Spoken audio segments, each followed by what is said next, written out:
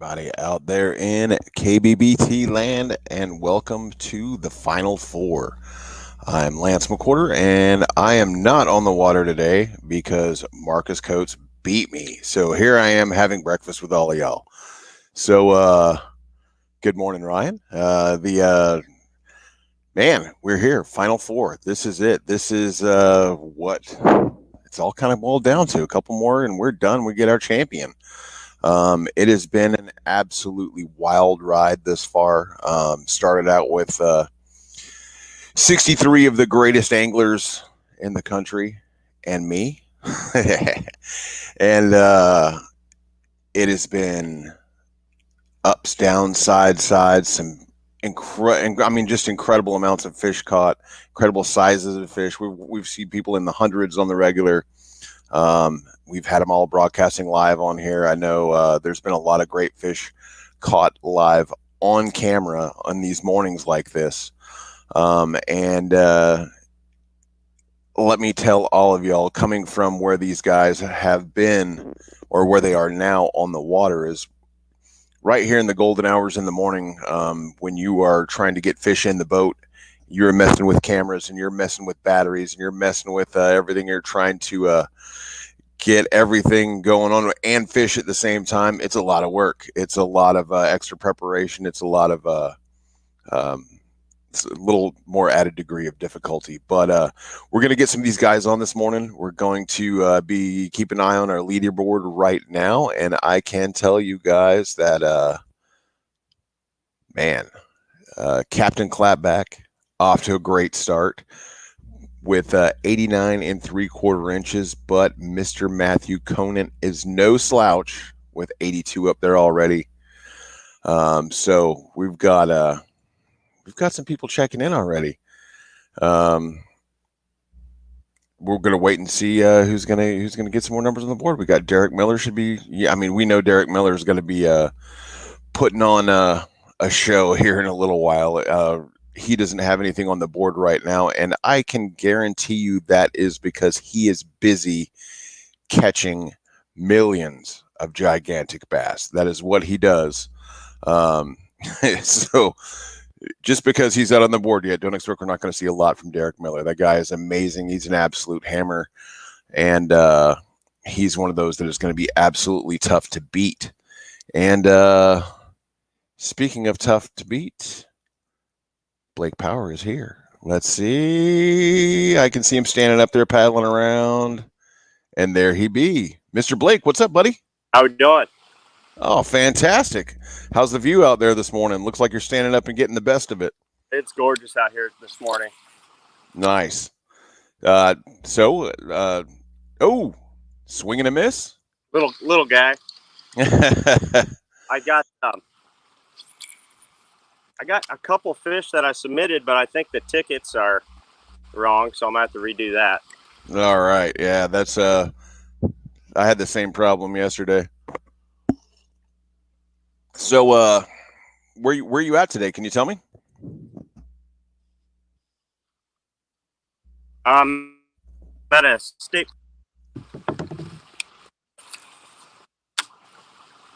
Yep, a little bit laggy there.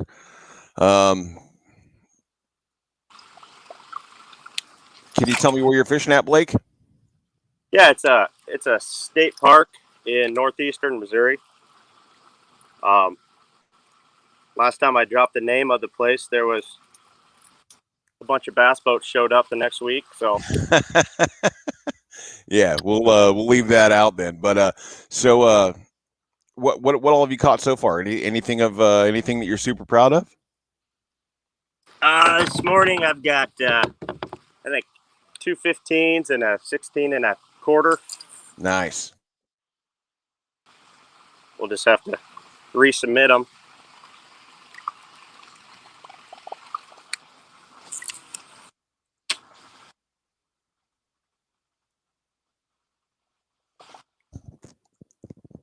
Blake, any concerns about facing Marcus today, or you think you're ready to beat him?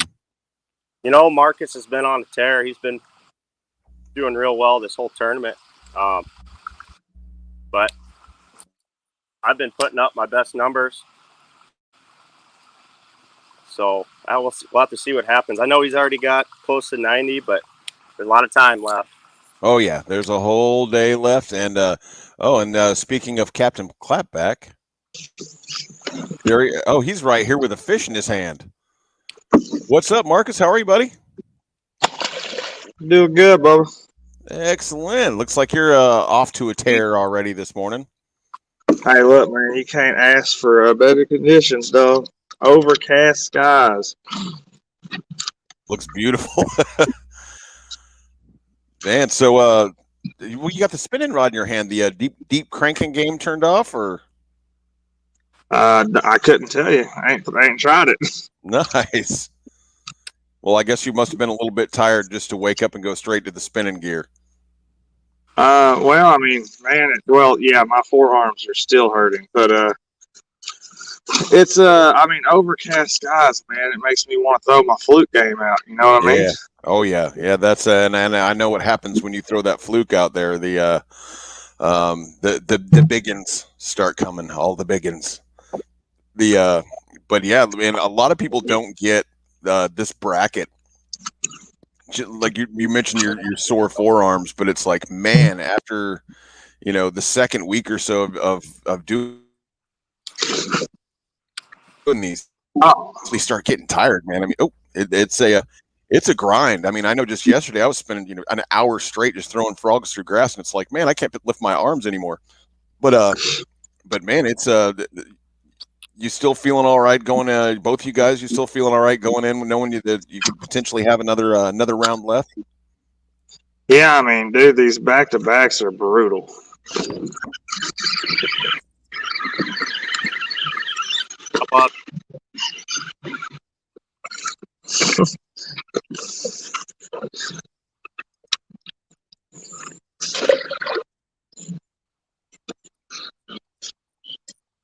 Little guys. There he is. And there we go. Sorry about that. Our internet kind of freaked out on us there for a little bit right towards the end of that one. But I don't know if it's oh, that was a big one. Good God. He came off and the whole boat shook. Yeah, I saw you did a 45-degree rotation when that one came off. Golly. Yeah. So you're down here just going grinding, getting all crazy, jumping around, and I mean Blake's just standing there like just all calm, collected. He's picking his spot.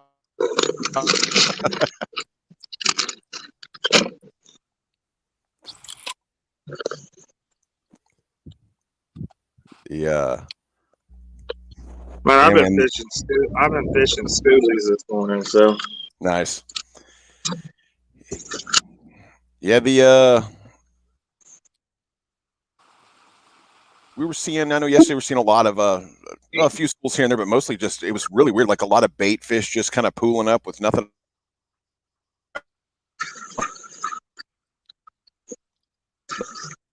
It was kind of.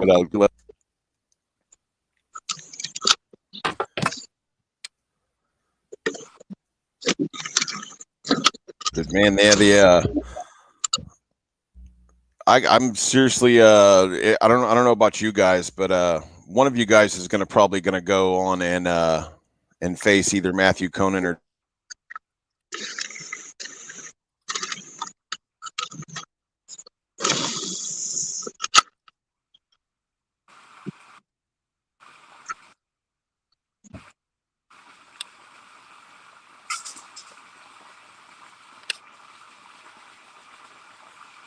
Derek Miller.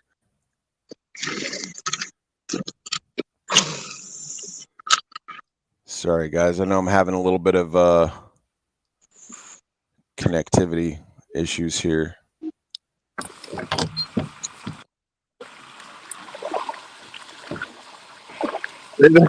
That last fish about broke my wrist. We're going to see if this makes it any better.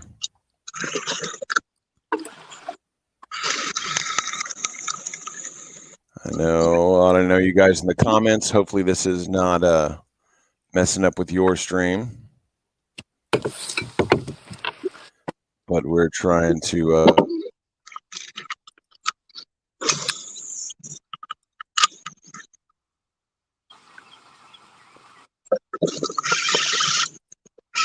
Got his ass that time.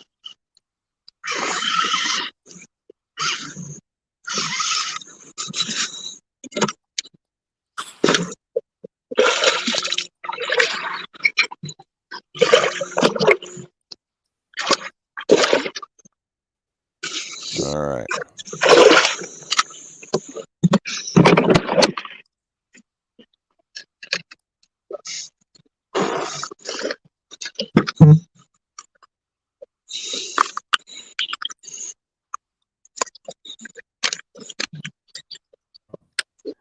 Okay.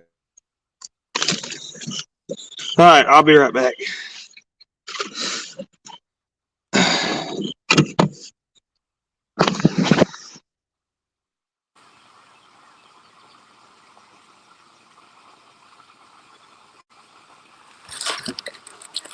There he is.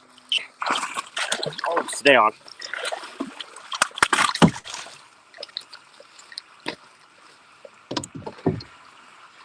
That's a good fish.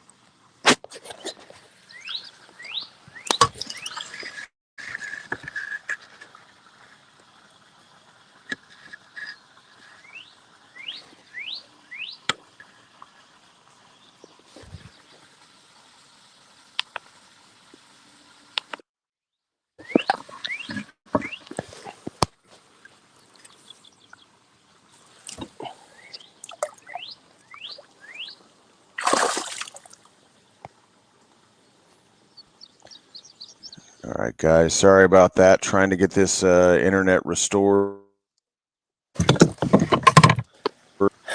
Yeah, hopefully you can see me. But Blake, can you hear me? Yeah, am I there? All right. Yeah, there we go. Sorry about that. The internet is going crazy out here in East Texas right now. So Just got me a picture of a fish. oh yeah. 18.5. Nice. There we go.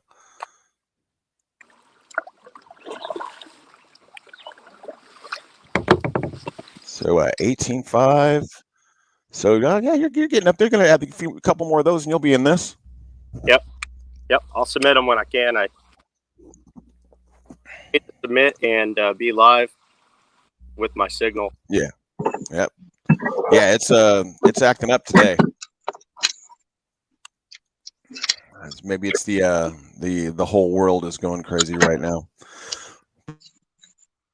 But yeah, guys, it's looks like a beautiful morning in both spots. Got those clouds, got the fish biting. Oh, before I so rudely ruined our internet there for a little while, I was going to ask you guys, coming up in the next round, you guys are going to have either Derek Miller or Matthew Conant. Either of those guys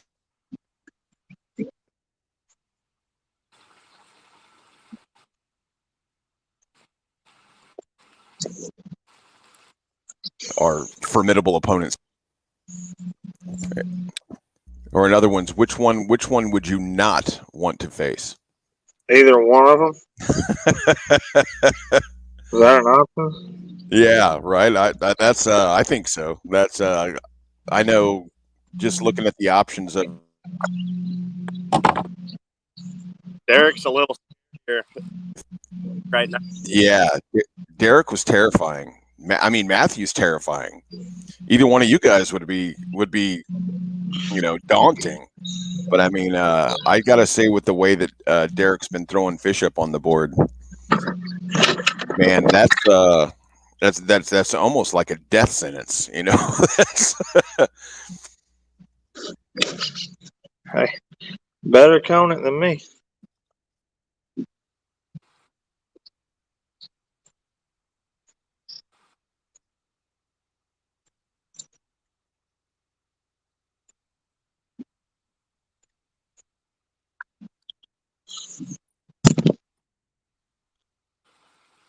Mike, I think we lost our broadcaster. Yeah, can you hear me? Yeah, I got you. I can hear him now.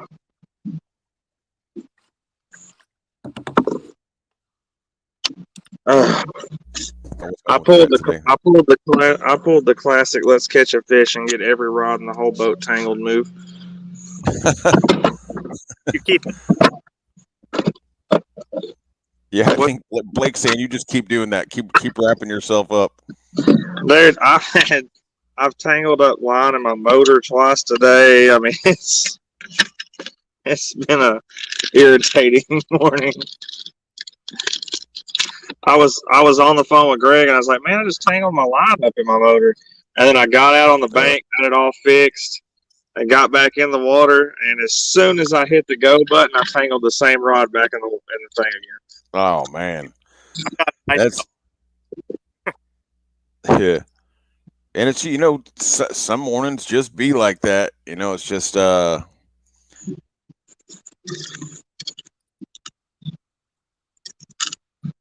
it's tough to get going. Tough to it's like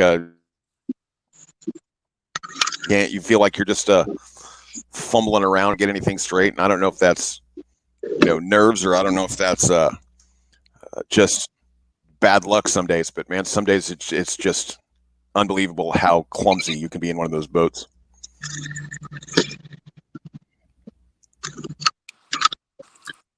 It's ridiculous.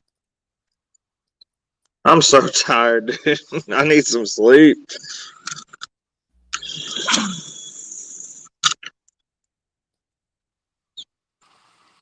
Rough night? Man, it was just not enough sleep.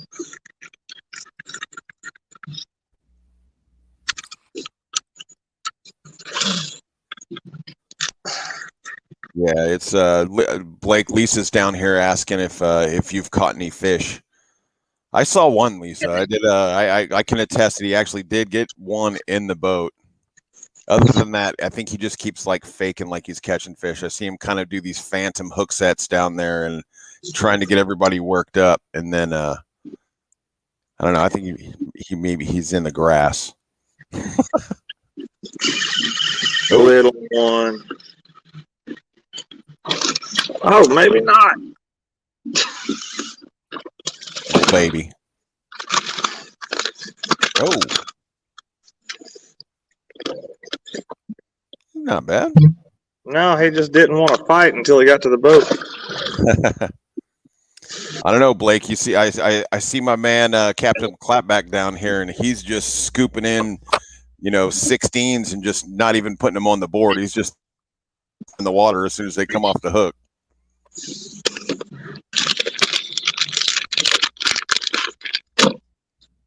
No, I mean no pressure. Yeah, it is what it is. Yeah, man, Blake, you've been on fire lately, man. I don't know. You just waking up. That's why you're tired, because you're just catching fish all day long.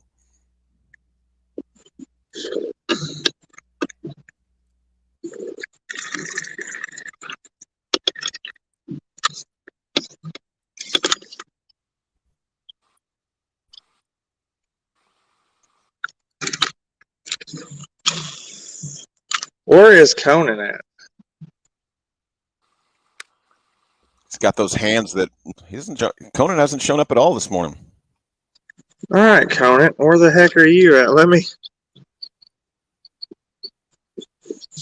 You need to go to that group message and just tag him and say, Conan, where are you at?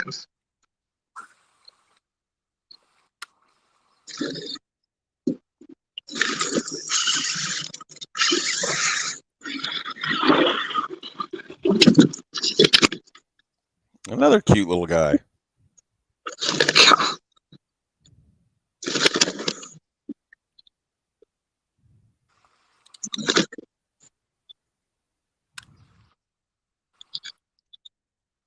Golly, dude, come on. A pain in the butt hook set right in the side of the mouth.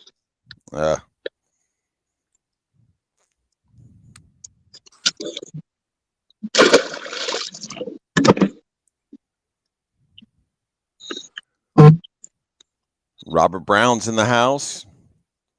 Says good morning, everybody. Jigmaster himself. He tagged me in something I see.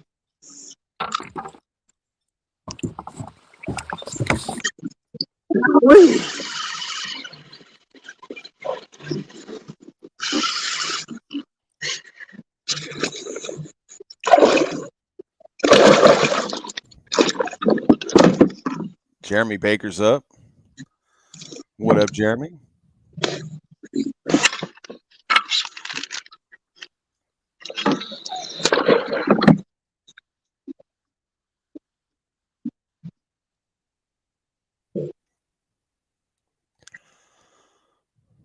Man, wearing out that fluke. Yeah, they're going through them pretty quick. Are you still using is your spinner one of Robert's rods? This one is only because. Oh, okay. All right.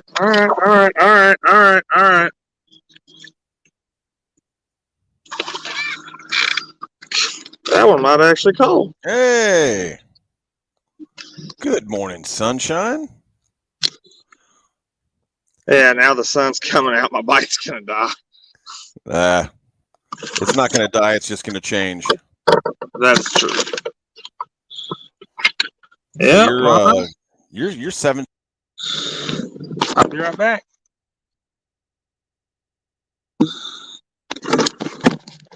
Across the board.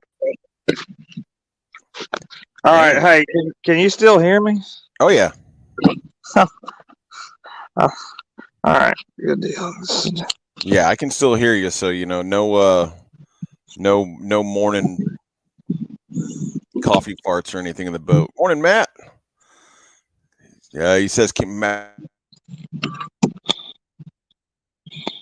Lensman in here. He says keep them coming, Mark. And here he says missed coats on the pines yesterday. Yeah, Jeremy. Who said that? Jeremy Baker. Oh. Jeremy. Mark was too busy catching fish yesterday. That's unlike us, who we were out sweating and dying to just create a bite. Well, it was hot yesterday too.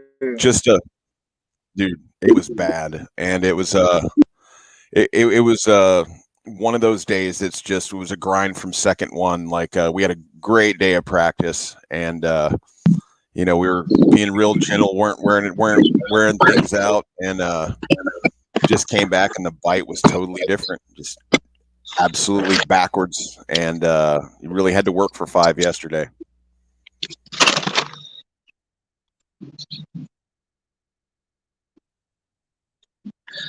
I'm about to say, everybody was talking about how Fire Pines was, and then what won it, like 88?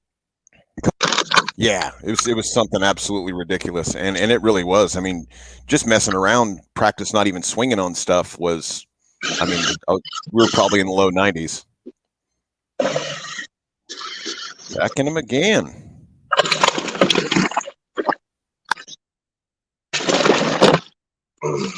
Hey, yow. Caught that fluorocarbon between my fingers. Just gonna go. That hurts. The little baby guy. So, what kind of area in the lake are you fishing? I mean, you're obviously schooled up. What are you working on? A big main point off of a main lake? Are you by a dam? Like what kind of area? I'm actually just, man, when I launched this morning, there was a whole lot of shad, and I just started working a timber line, and they've just been schooled up all morning. And all I'm doing is chasing shad schools. So. And they are in it.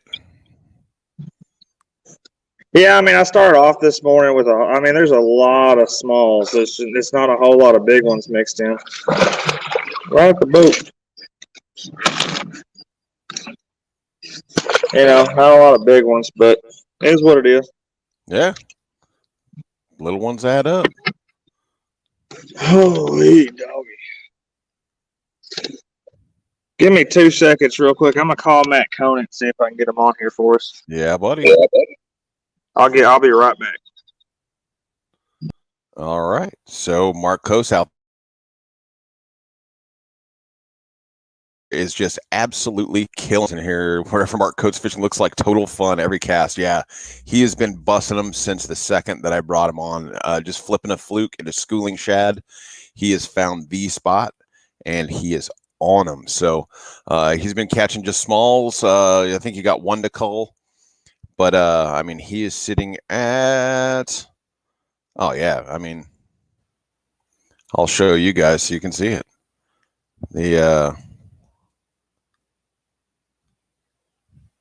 Get to my leaderboard, and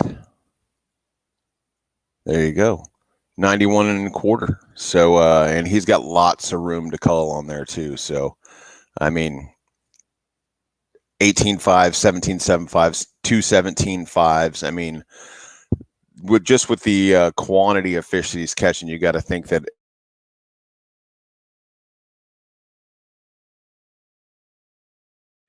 something larger is going to trip across and jump on that fluke. So Blake Powers back here. We're going to bring him on.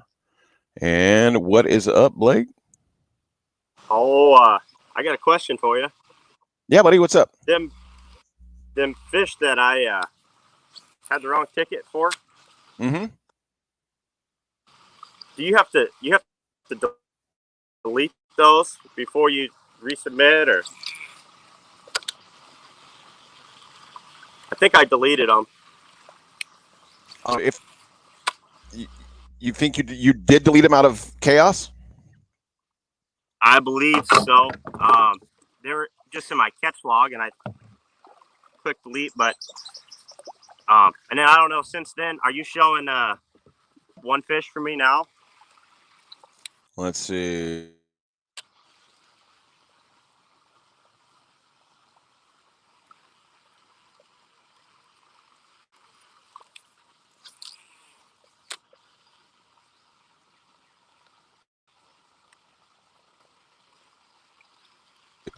I am sure. Hey, Blake, can you hear me? Yeah, I got you. All right, sorry, buddy. I'm showing 118.5. Okay, so I got my tickets right now. Then, so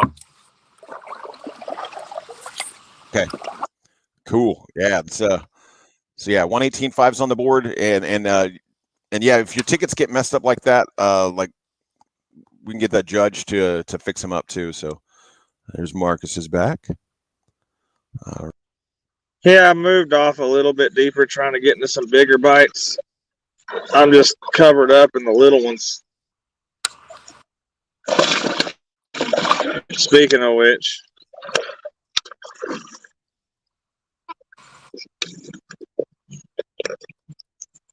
count it. Quick. Golly.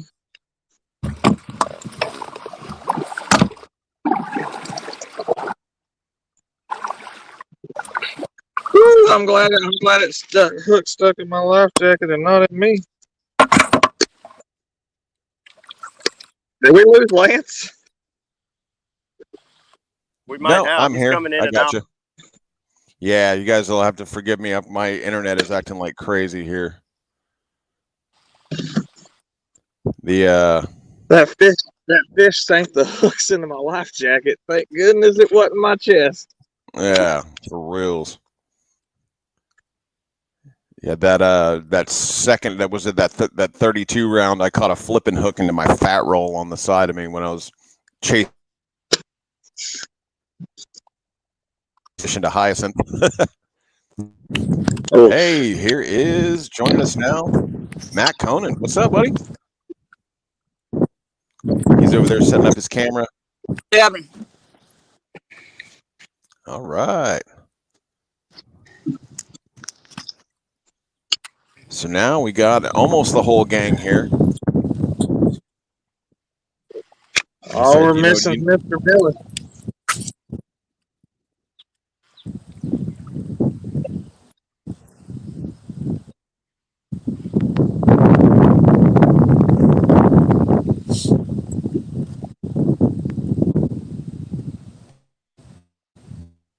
Yeah, you know,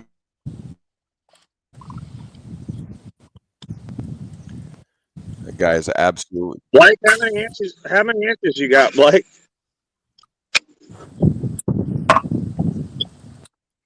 I'm not quite sure. I got a 16 215s and a 18.5. 18.5 is a good one. 56. So yeah, so low 60s.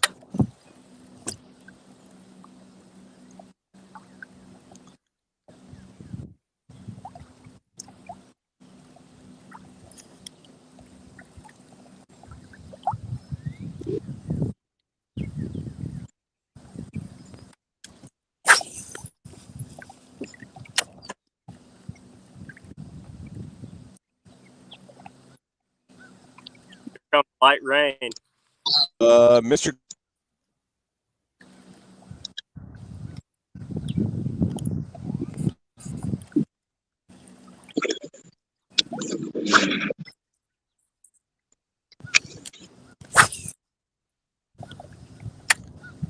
What's Conant got? Mr. Conant is sitting at 85 and a half right now. And that's 317s and a 16. And another fish on.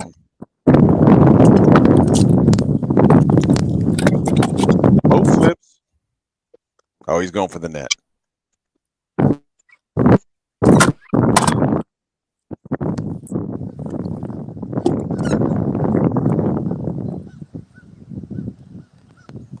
And You know what my smallest is? nice. Your smallest was 16. He's right there.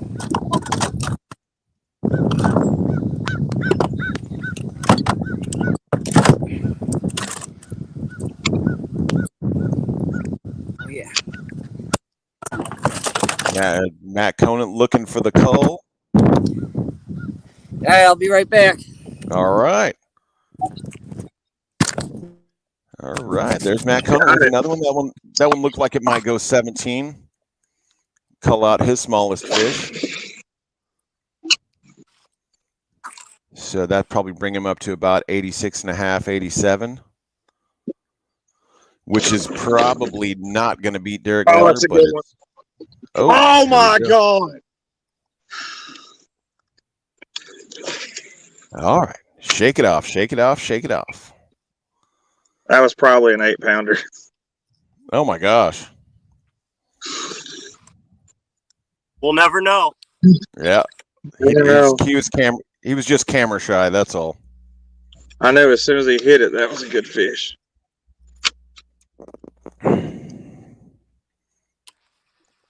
Man.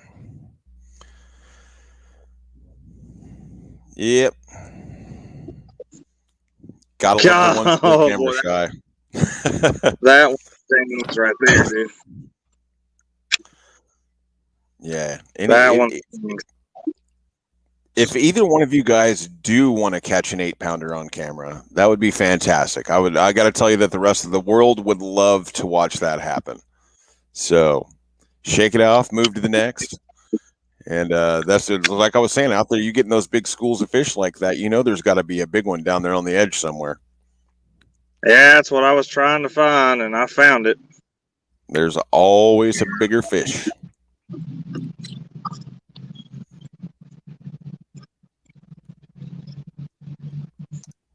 Man, I saw a video yesterday. I don't remember who posted it up, but they had a There we go. That's another good one. all right, get him in the boat. Get him in the boat. He ain't as big as I thought.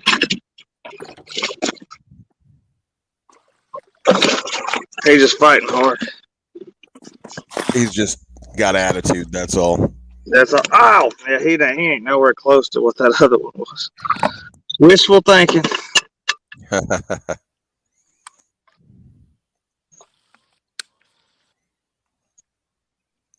All right.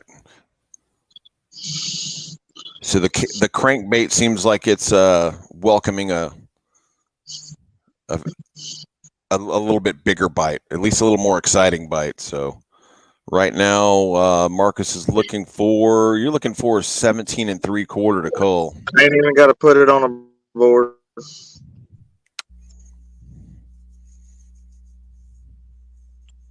17 3/4 is my small. No, you got 17 1/2 as your small. So you need a 17 3/4 to cull. That one wouldn't have even made 17 1/2, I don't think.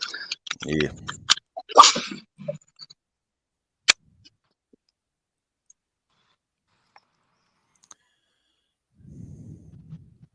He hit it like he wanted to.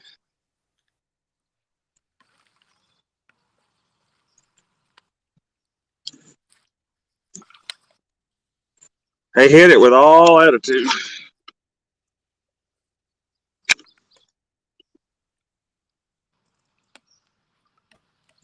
Nice.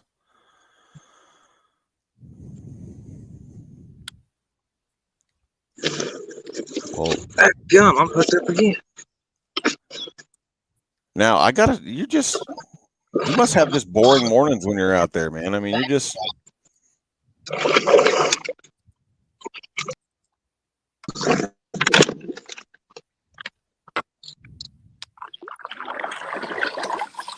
you just leave that one on the hook and throw it back.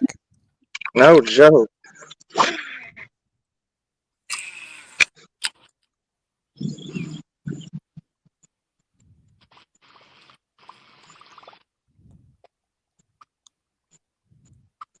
Man. Yeah, it looks like a fun morning. Those clouds are still kind of holding up, so Ain't nothing but blue skies behind them.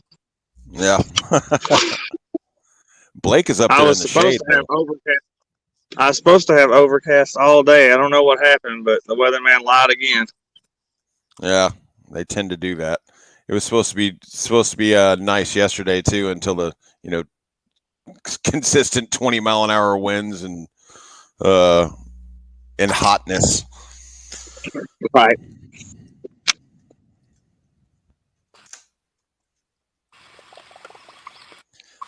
Now, what I was saying earlier that I saw this video and man, it was 2 bass on a bed, and I mean the male looked tiny, and I guess they caught it, and it was like 3.5 pounds, and so the video with the female had to be like a world record. Get in the net. Get in there.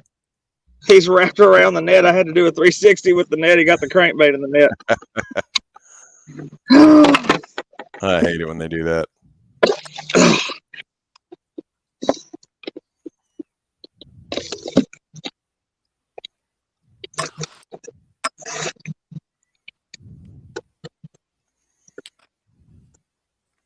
Man, I don't know what lake you're on, but you need to start guiding on it.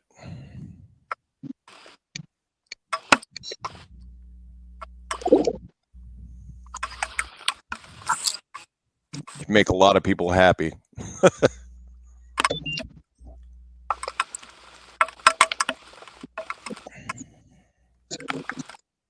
Well, I got a boater over here that every time I catch a fish, he gets a little closer and a little closer. Yeah, just throw that crankbait across his lines. Yeah. He's fishing the schooling fish I was on earlier, so Mhm. he can have that.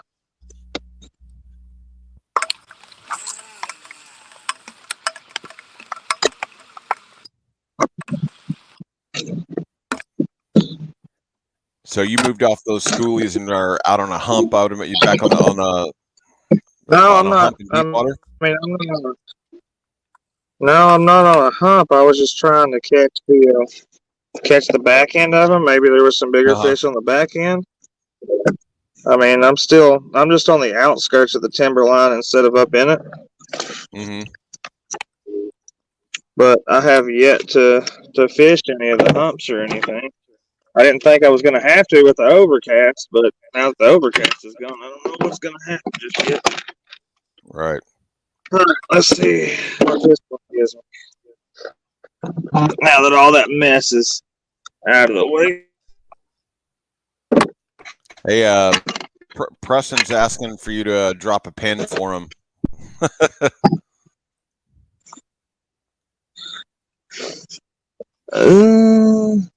All right, I'll be right back. Little right. call. Here's Matt Conan is back.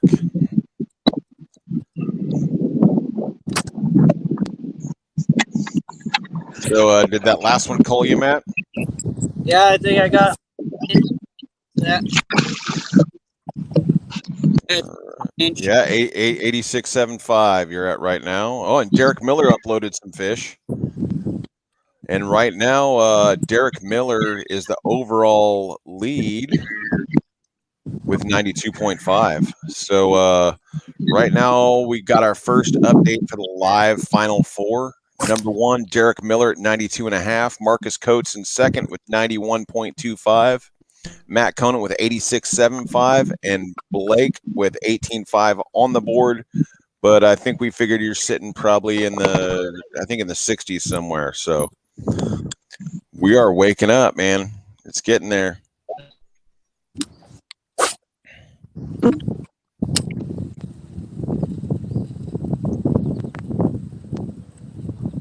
Kind of an exciting morning so far, man. You guys are off to the races. Yeah, I need to find some big ones. Yeah, that seems to be everyone's problem this morning. It's going to be one of those. I don't know, but even when the dinks are running, you know, you guys seem to be stacking them up in numbers. So those 17s add up, 18s add up. So got to think you guys will be on them here before too long.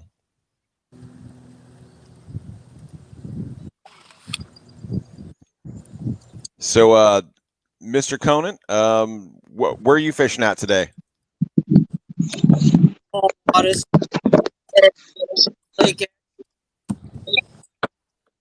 Mm-hmm.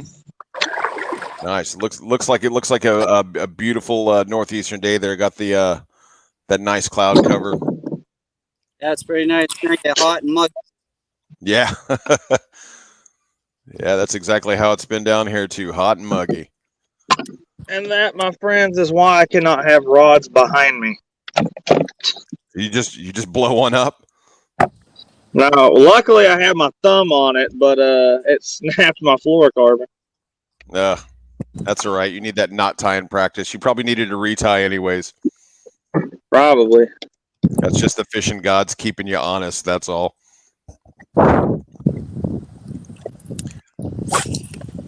That was another good learning lesson for me this year. Is man, you don't realize how much work goes into fishing these back-to-back tournaments. You know, fishing all day, drive home late night, stay up, re-rig, retie everything. You know, and it's kind of a newbie mistake is you know, you start losing a fish or two because you didn't retie. You know, it's you only make that mistake once. Oh yeah. Not unless you're in a bunch of catfish, and then you make it a couple times in the same day. I think that was mainly your that was all your show right there, the catfish show. That's you are definitely the catfishing expert. Hey man, I'm guiding on Sundays. Nice. Come see Captain Clapback's fish fries. Dang right. Michael Shadraw said Marcus about to catch a good one. Man, you'd think so.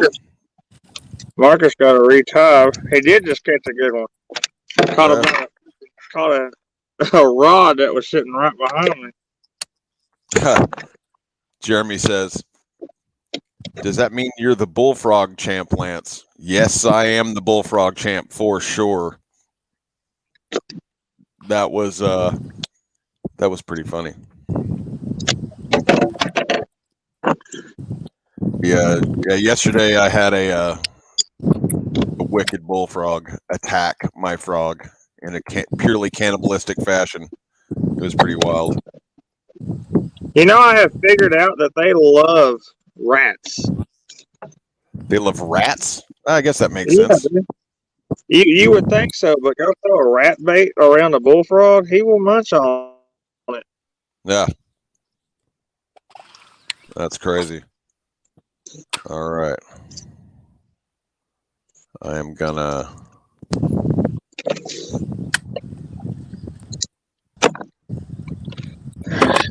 see if I can pull up this frog.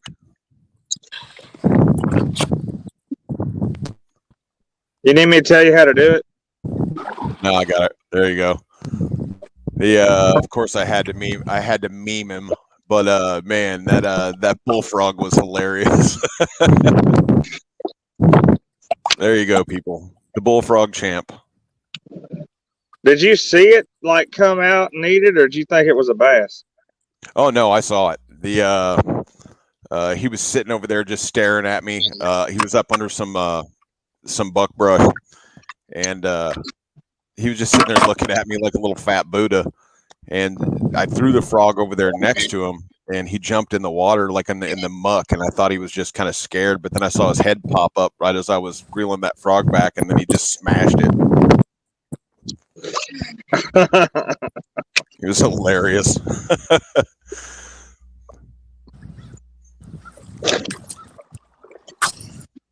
Oh, good. Mark's hooked up again. Stay down. Oh, he ain't that good. Never mind. I ain't that worried about it. Boat flips.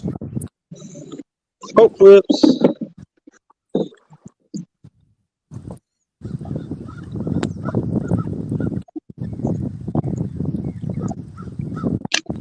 So how deep of water are you in right now? 10, 12 feet?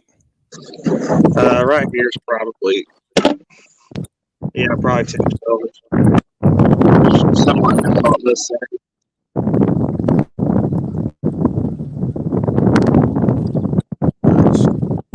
Blake is on the move. He's up there giving us the exceptional crotch shot as he paddles along to his next spot. Appreciate that, buddy. That's right.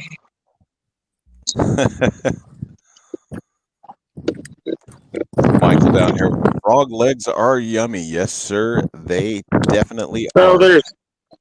there's a section of timber, and there's like a boat channel that goes straight through the middle of it. So you got timber on each side, and they were busting in there all morning.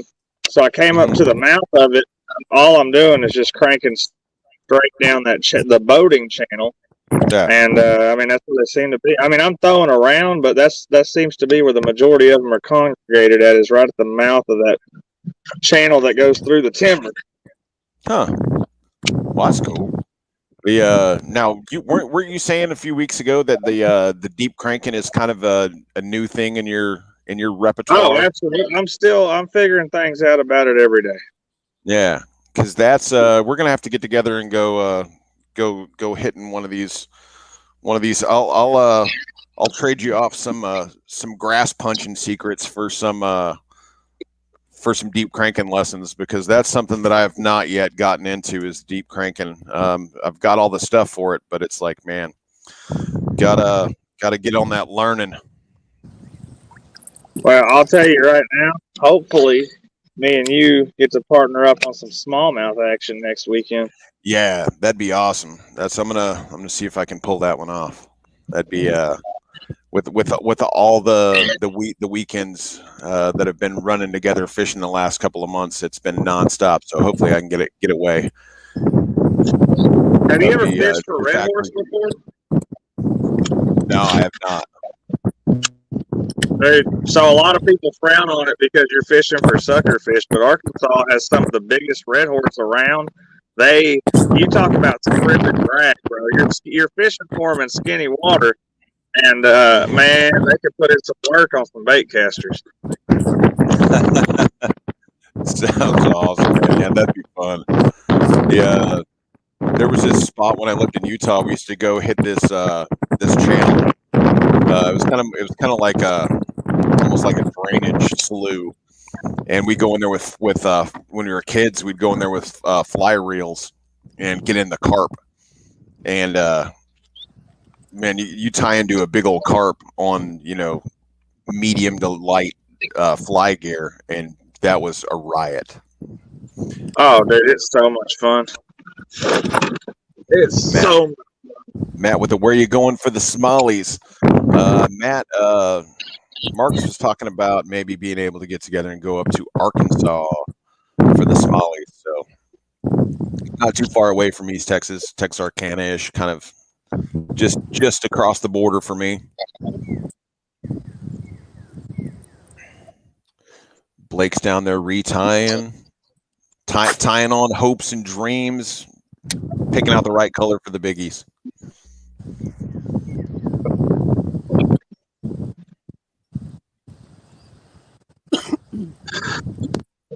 And it's still looking just like a beautiful morning out there. I got to tell you, I mean, even though I've been fishing my butt off for the last few weeks, I was thinking I would be ready for the break, but I'm kind of wishing I was out there on the water with you guys. Hold on, I might have another toad on.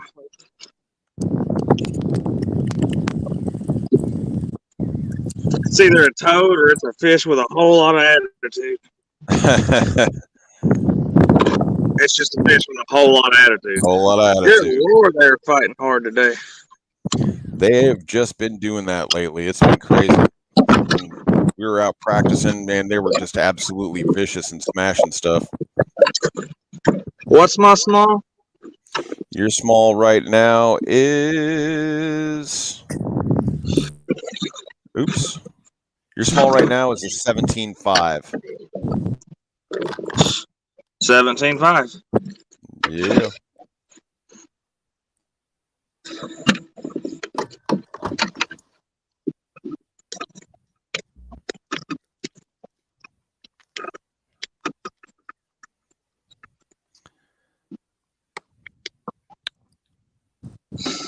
I guess old Miller ain't gonna show. What's Miller's fish looking like? Has he got any good ones, or he's at 92.5. Yeah, man, he's got a 23, 22, 20, and then down on the bottom end, he's got 15 and a 12.5. So I mean, he's got lots of room to cull on those two. So you can expect to at least see probably another 5, 8. You probably see at least another. I'm going to say, dang, he very well may finish around the 105 mark, man.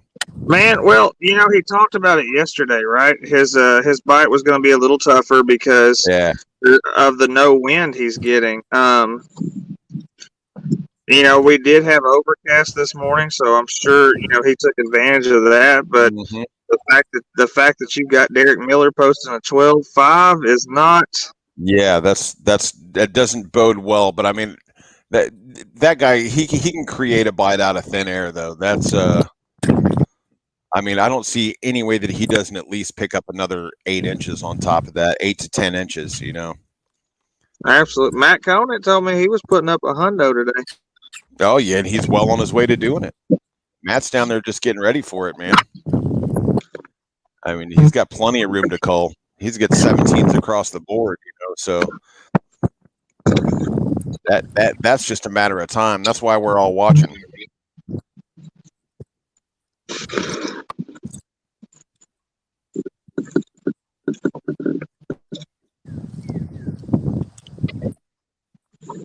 Blake's still retying? That must be one hell of a knot. He's paddling around now. Oh, okay. I didn't hear anything from him. I'm sitting here going, geez. He's concentrating hard. He's just paying attention.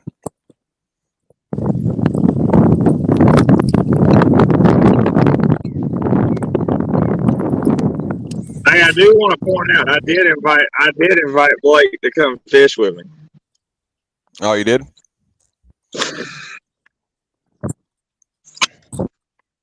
He's I got he turned me down like I did the Pines. Man, I got to tell you, you wouldn't have had the numbers that you had, but it would have been a fight.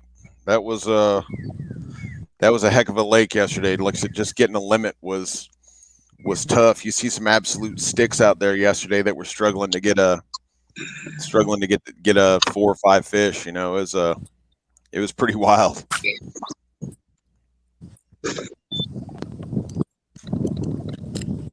And it was all over the map. Yeah, I know. I talked to several people at what they were catching fish on, and I mean, I don't know if any two were the same. It was just spread out bites. Mm-hmm. Yeah, I had a couple on a spinner bait, a couple on a frog, one on a fluke. It was just very strange, and all of them angry little guys. Those are the ones that don't like staying on the board. Yeah, that was it was definitely sporty. What place did you get in yesterday?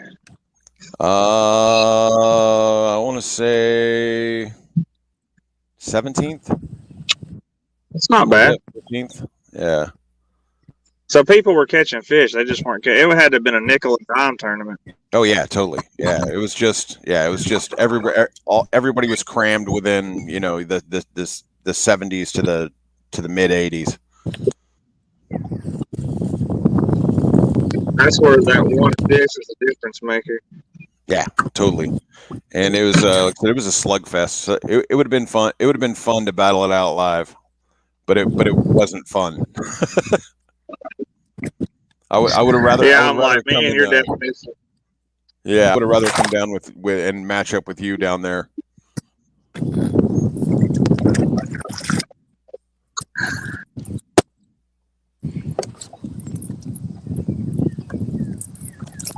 Oh, it's slowing way down with this sun coming out. Yeah, you're the only one looking like it's starting to brighten up. There's Mr. Conant with another fish. Hold that one up for me, Matt. There we go. Oh, of course he just splashed water on the camera. Great. Hey, there you are. Nice little guy.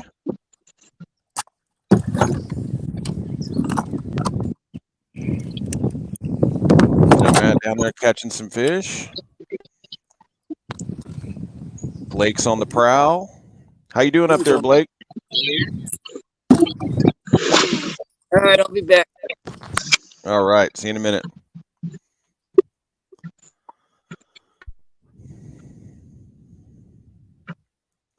So we got the guys out on the hunt. An hour in, we've got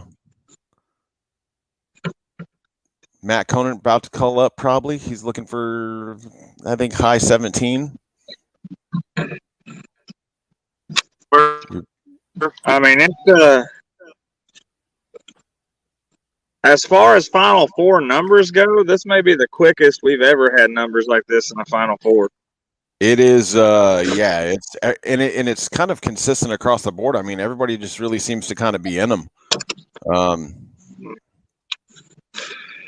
Kind of exciting to watch right off the bat. You know, you guys keep this up, and it's going to be, I mean, we're just going to go ahead and crown the new champion here in about 45 minutes.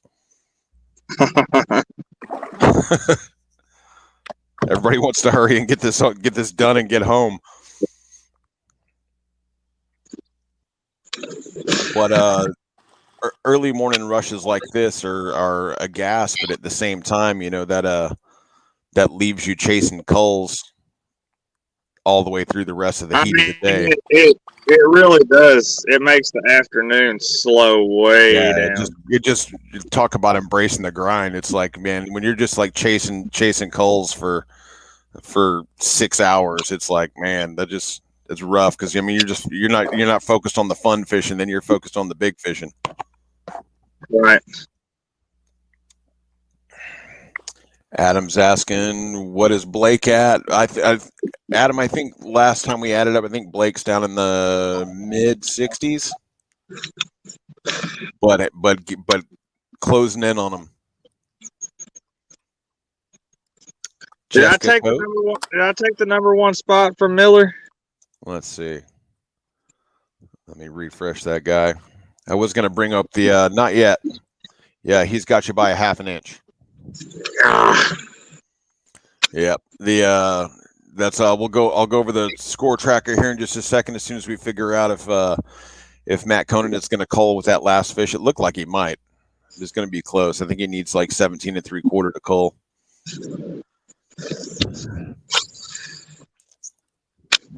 Jessica Coates McClendon. Come on, Mark. Love you, bub. And good morning and good luck, guys. All of y'all stay safe. Thank you so much, Jessica. They are out here just. I can see the shad, but I can't see him because of the wind. Yeah. I'm just gonna blind throw the direction I was hearing him in and see what happens. There you go.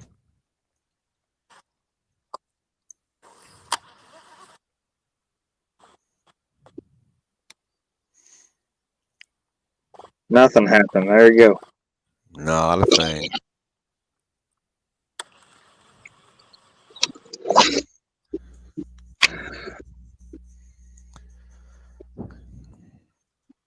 Yeah, man. Blake, what are you throwing up there? Were you just pitching into the brush?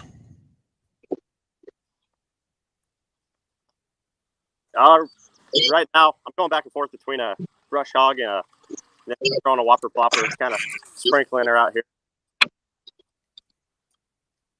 Man, I love it when the whopper plopper bite gets on. That's got to be one of my favorites. I have never caught a fish on a whopper plopper. No kidding, dude. Oh man, that's so much fun. The like whopper plopper is second only to a frog in my book. Like frog is the greatest. That is absolutely the goat. But man, whopper plopper is a blast. I don't know. I'm a fan of the spook myself. Yeah, gotta love them too. But man, I don't know. Just the movement and the sound of a whopper plopper, and just when they smash it, it's just pure nasty. You know, it's just absolutely a blast to catch fish with a whopper plopper. But that being said, you can fish it a lot like a spook as well. Yeah. Yeah, just little jerks and pops and just kind of get it just spit in water. Yeah, it works really good. And but also the one drawback of a whopper plopper is it can leave you hung up in every damn thing.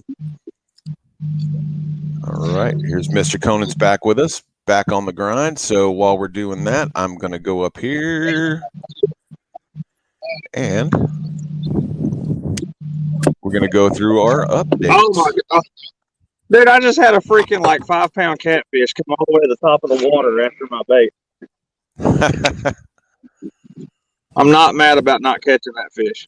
Yeah, for reals. Yeah, I think you've put on the catfish show.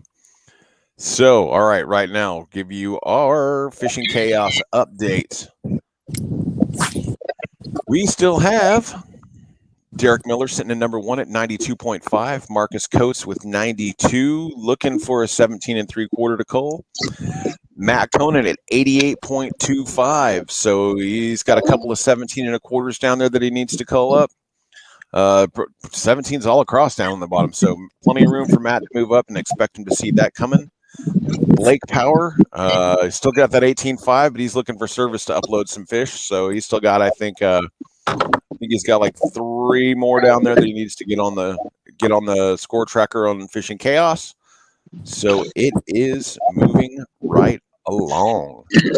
So got some action on the board, man. And Marcus is just catching fish, but they're all 16, 17. I mean, we're looking for them big ones and no catfish. Oh, catfish.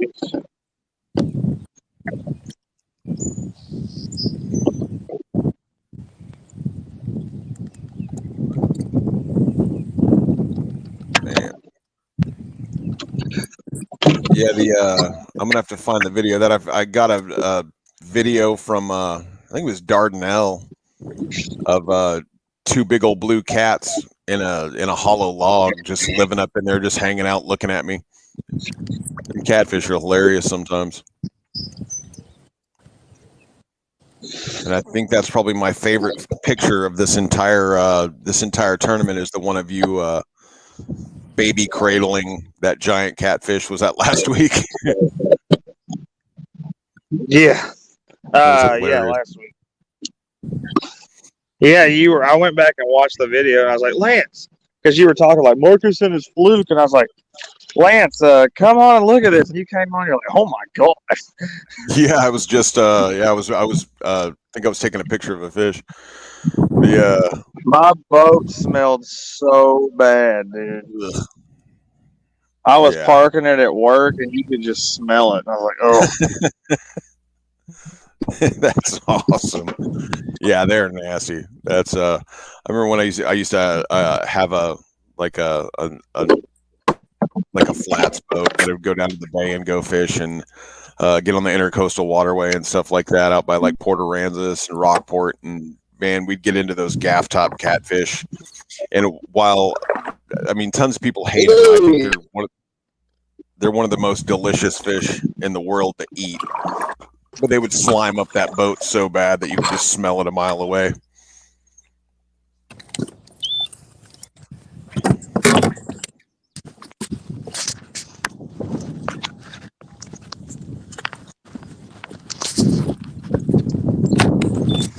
Matt always adjusts his camera and gives us the close-ups. Good morning, beautiful. Good morning.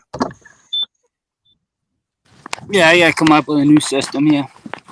Yeah, that's I was telling that to people earlier on, is that they don't really realize the difficulty involved with trying to take video, keep your phone powered and keep it cool. Also accessible for you to get at and take pictures from. It's a whole other obstacle. Yeah, we got enough going on out here. Yeah, exactly. Yeah, it's just an added degree of difficulty. Something else to worry about, something else to get in the way.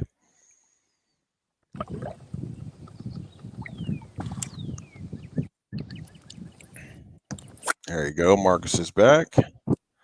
Welcome back, Marcus. Thank you. Yeah, that's I always try and set up my phone up kind of by my pedal drive, especially when I'm using the motor, and put one of the arms of one of the crank arms of the pedal up next to it. That way, you know, when you inadvertently swipe it with your rod or something like that, at least catches the pedal. I try putting mine on my battery. That way I have to go through the battery to hit the phone. Yeah, exactly. Yeah, it's just like I've never done it, but it's like you gotta just know that it's gonna happen someday. Somebody's just gonna, like, you know, Mighty Casey steps up to bat and just, you know, home runs their phone like into the lake. You know, like it's gotta happen at some point.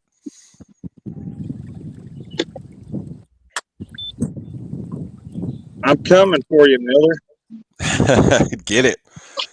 You know, I'm just waiting for us to get the remote cams. You know, that's it's got to happen one of these days, especially with KFL and how it's taken off. Being able to have some actual remote feed cameras that are not your cell phone. Yeah, that'd be nice. Or if any of you are tech savvy. Oh, marking one again. Man, if you guys out there in internet land need to be sharing this feed, because it has been nonstop. So if you guys are out there in the comments, if you're watching, make sure and share and tell people to get in here and watch this. Because I don't think ever before have we seen this many fish caught just back to back to back to back. I mean, we started out with Blake catching, we've got Mark catching, we've got Matt catching, everybody's on it. And of course, right now, Marcus is looking for what, a 17 3/4 to cull? Yeah. You need 17.75 to cull.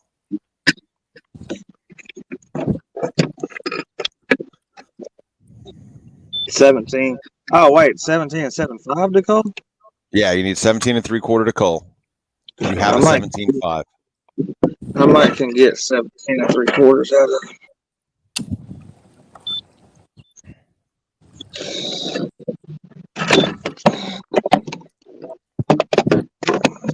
Let's give it a shot. Praying for that extra 1/4 inch. I'm telling you.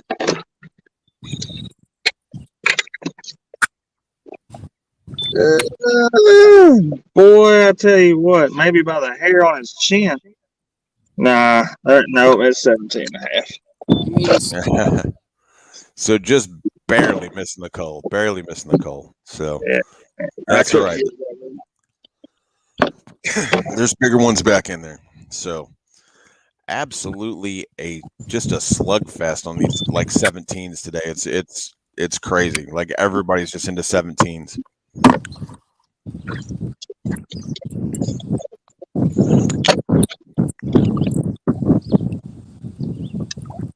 So let's see, where are we at? Yep.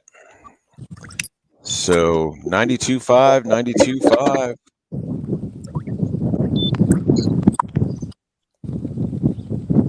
So you did get a extra 1/4 up that last time. So yeah, you're tied for first.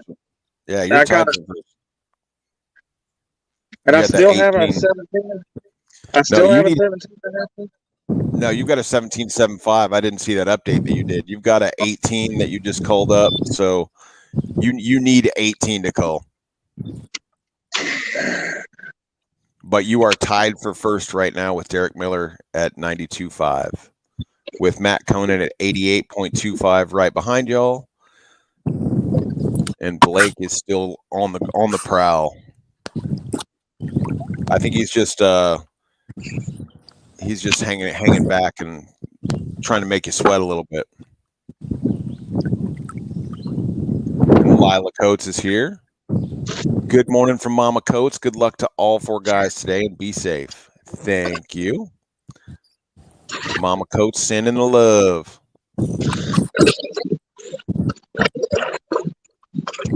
Swinging in another boat flip. I don't think that's going to go 18. No, it's probably 16.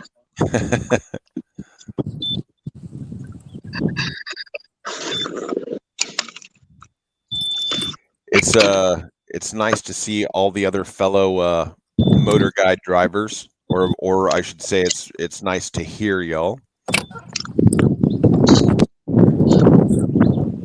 Spot lock is a game changer. And I'll tell you what.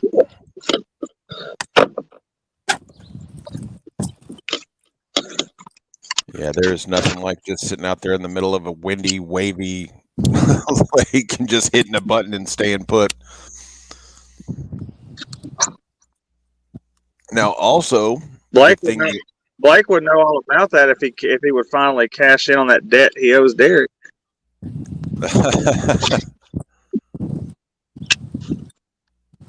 Man, my favorite thing that I've gotten used to with the motor guide is combining it with the power pole to sit sideways in the wind. So it's like you drop the power pole and then just crank the motor out towards the wind and just barely get it moving enough to hold you sideways. It works great. Get one of those power poles for sure. Yeah, oh man, the power poles are absolutely phenomenal. That is, given the choice of anything on my boat, if I could only keep one thing, it would be that power pole.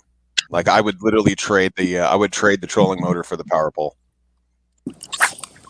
Yeah, you would only do that once until you had to make a long run, then you'd ask for it back.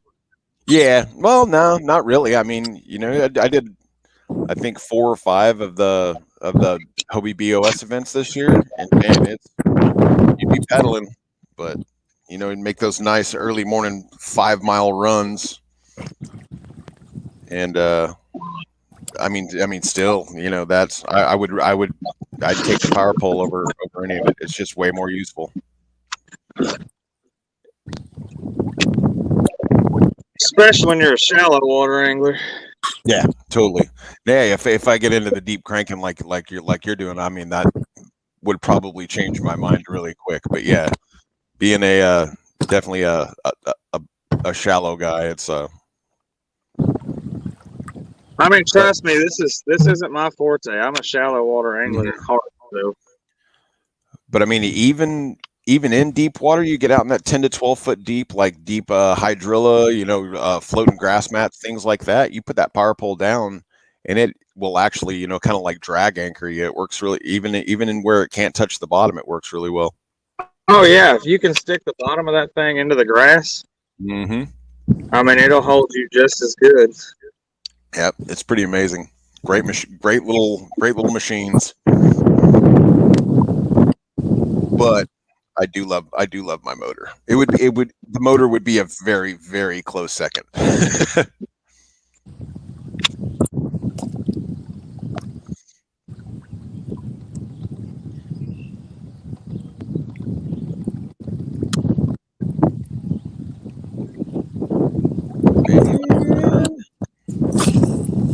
Man, this lake that Blake is on just looks beautiful, man. It looks like a great spot.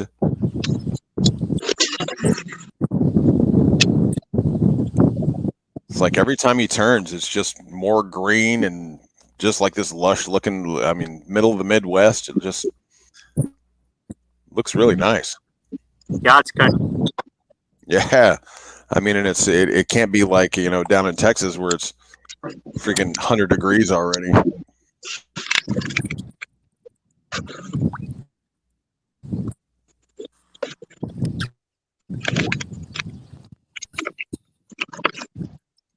Oh my goodness! I foul hooked my crankbait and I was just reeling it in to fix it, skipping it across the top of the water, and right as it came out of the air into the boat, a big bass swirled on it right at the front of my boat. Like, are you kidding me? God, I had one. I was trying to call up yesterday, and I had one hit a frog like that, like right at the boat. I mean, and it was, one of those 10, 12 foot deep grass patches, and I was just running that frog across there and had one swipe at it right at the side of the boat, and about gives you a heart attack. Well, let's see if they want to play topwater game then. I'll play topwater. Or I'll stick it into a stick, whatever comes first.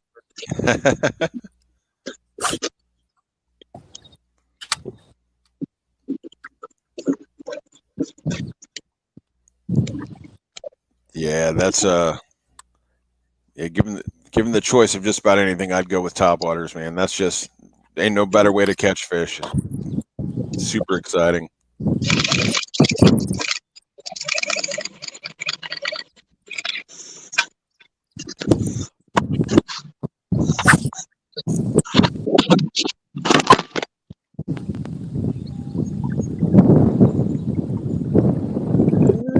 Just grinding away. Keep at it, fellas. Plenty of time left in the day. Looks like you guys' cloud cover's holding on, which is nice.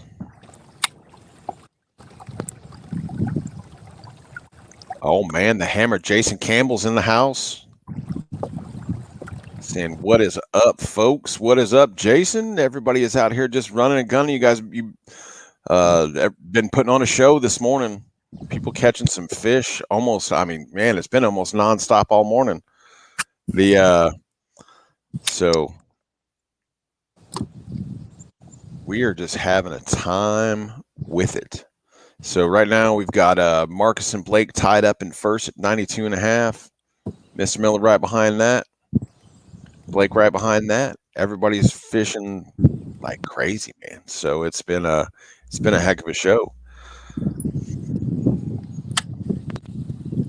It's just a beautiful morning of fishing all over the United States. So we got Missouri. We've got up in way up in the northerners. Yeah, we got Arkansas with Captain Clapback, who's back from a brief hiatus. I don't know what happened. I knocked my phone over like into the boat, and I guess it just shut off the camera. Shut off everything. All good. It happens. Jason says, "Woo, pig." Jason, who? Jason Campbell. My boy watching. Yeah. Campbell, you caught any fish? Campbell caught any fish where you're at today, Bubba? I don't know. We'll have to see. Jason and them have been making a time of it, man. They've been slaying some fish. 22. So that's Jason's on them big ones. He said 22. Yeah. So basically, what he's trying to tell you to do is catch up. No joke. There you go.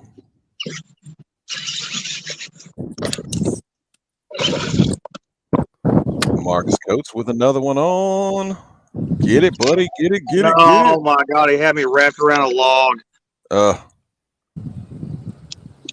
I hate that. Hate it. Dude, I'm not fishing clean today. That's all right. You're still fishing. Well, I guess they wanted the top water. Yeah. Oh, that was a good one right there, too. Another one just came and hit it.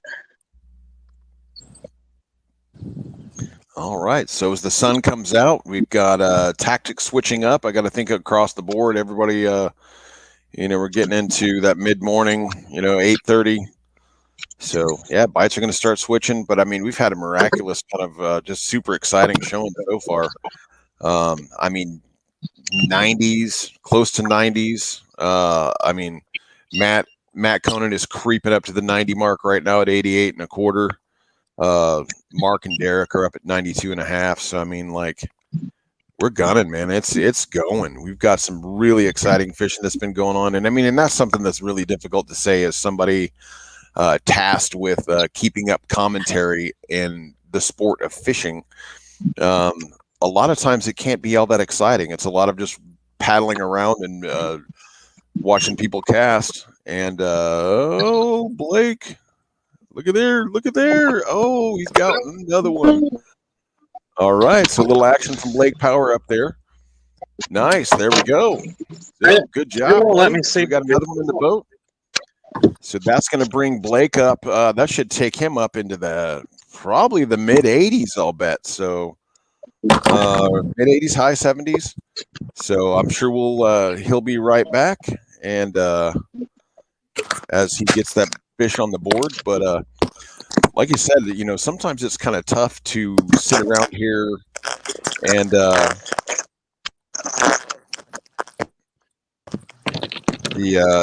sit here and try and do kind of like a commentary with fishing, but these guys have made it really easy. It's been just nonstop, back-to-back action. Jason's up here. Mark, he said Jeff got a 24.5. Wow, that's crazy. That's why you play with Isham.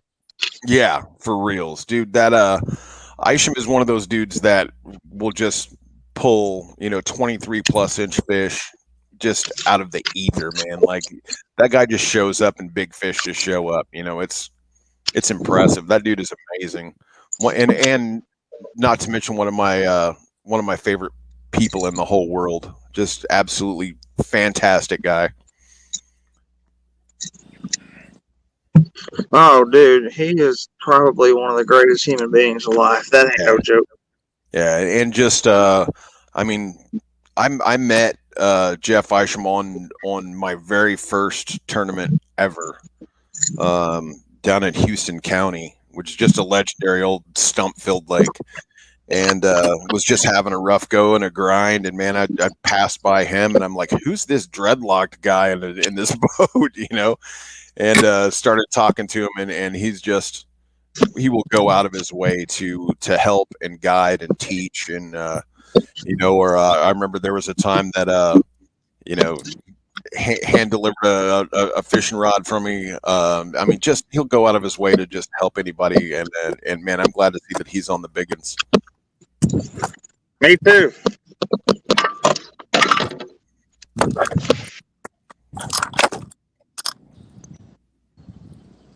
And man, the on that team,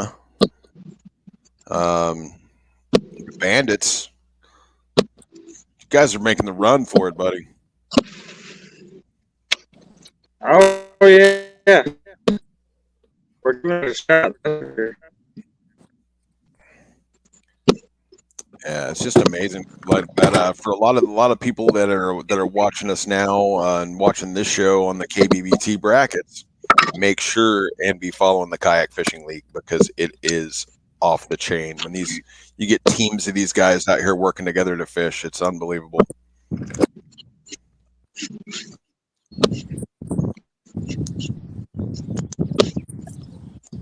So I'm anxiously, I would imagine that with Blake taking that much time, I have to guess that he's uploading all the rest of his fish.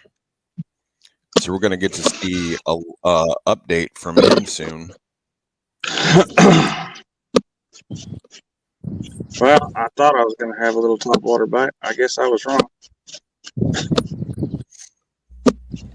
I had two nice ones. I had one on and another one nice one blow up on at the cast after, but didn't make connection. Mm-hmm. They just Like, swipe okay, this is it, and then toosh, done. All right, here we go. Blake is back. Blake, how big was it? 15 a quarter.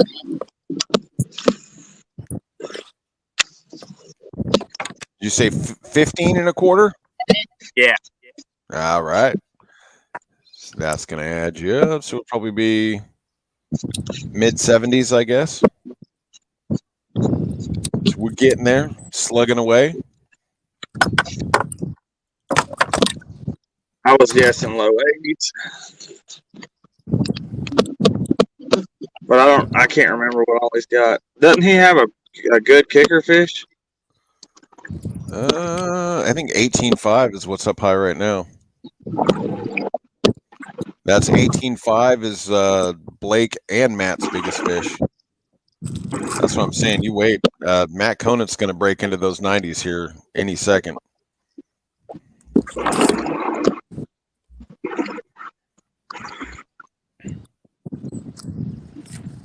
It is coming. Make a little move over to the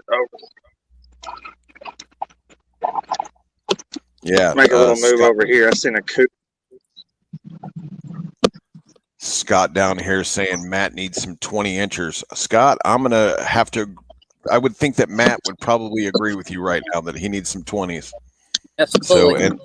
So and we all want to see some 20s coming on the board. Might see a move. Get there. Yeah. Said it's that mid-morning kind of lull, so it's like everybody's bite's going to start changing up. People are going to start making some moves, and we're going to see what goes on, man. I'm just glad you guys are rocking. Nice to see everybody with fish on the board.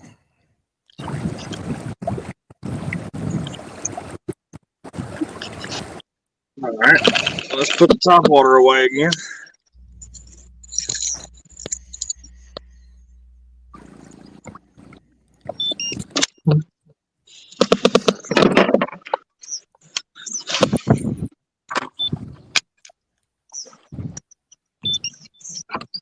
Yeah, sun's going to start getting up high. The water temp's going to start changing. Fish are going to start moving. The moon's been up, so it's we've kind of seen this the last few days where the bite kind of starts tapering down a little bit, but it seems to come right back. So it's just one of those great times of the year.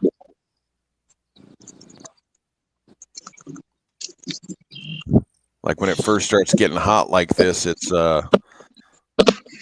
it kind of starts feeling miserable, but really it's been one of the best times of the year, to catch, a good string of big fish. Or just to have them jump off at the boat when you need them the most. That too. Or wrap around logs. That's or go There, dancing around the grass. I am just not fishing clean today. It's it's been a struggle with. I think a lot of it had to do with the weather in the tail end of winter and spring. We had it seemed like it kind of pushed things back as far as fish activity. But it let the things like grass and brush and things like that really kind of thicken up abnormally. So I've noticed like this year, it's been a lot tougher to fish clean. It's been there's a lot more grass for them to wrap around. There's a lot more just, I don't know. Something has really made it a lot more difficult and more challenging. Blake Knight down here. Good morning, Lance, Mark, Matt. North Waffle House hater Blake. Yes, you're right. Yeah, is definitely the anti-Waffle House guy. Got some weird Okay, guys. so they're schooling up right over here. I'm about to go catch one. They're not big, but I'm gonna catch one just because it's been a while since someone put one on the camera. Yeah, you're about due. I mean, they're right up here just busting away.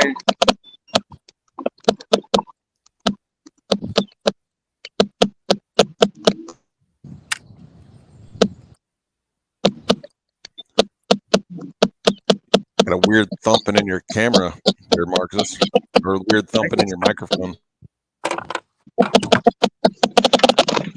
Oh, it was Is it squeaking, like sliding? my phone was sliding down the battery. Yeah, I'm sitting there going, you got like some sort. I'm sitting there clicking mute buttons trying to figure out who it was. So Marcus is back to the spinning gear, and that seems like a pretty wise choice. That sun's starting to peek out from behind those clouds, and time to slow it down a notch. No, I just came up here to they were there he went. He came after. There he is. All right, come on, boat flips, little baby. Told you they were busting up here. Yeah, Right up next to the bank. they're trying to eat all your flukes. Well, hey, they're doing a real good job of it today. I bet I can catch one more. They stopped, but I bet I can get another one to bite. Let's see.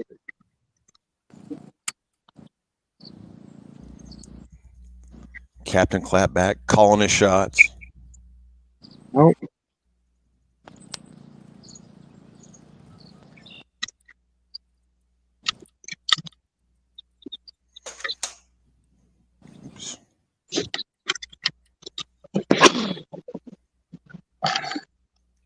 That's another thing I gotta practice with is the spinning gear, man. It's like I see the benefit of it, but I just cannot get used to it.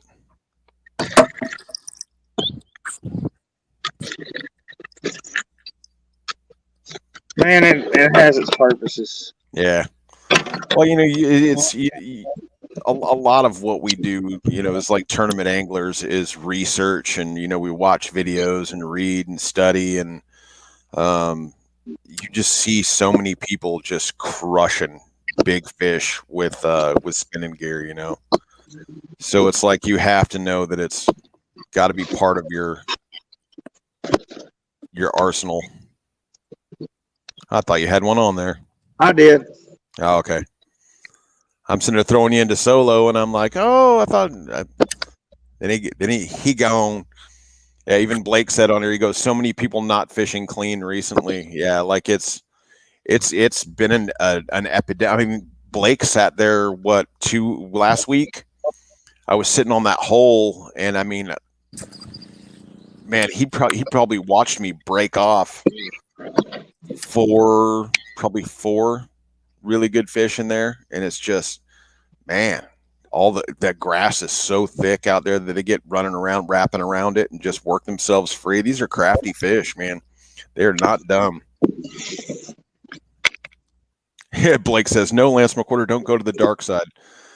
Man, I mean, I don't know, man. I think there's something to be said for the spinning gear. You know, it's like especially, I mean, like we're talking about going up and chasing some smallies. You know, it's like you know, there's spots where I think you got to have that spinning gear. And Matt Conant looks like he's going to some pitching up there. See him working that rod like Harry Potter's wand. Harry Potter's wand.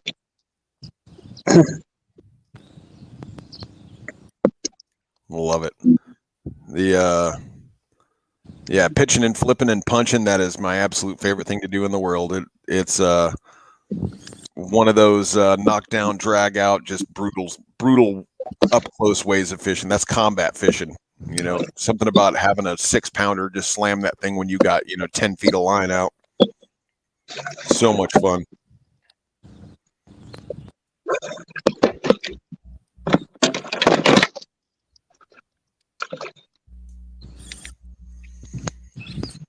Everybody's switching up techniques, switching up locations.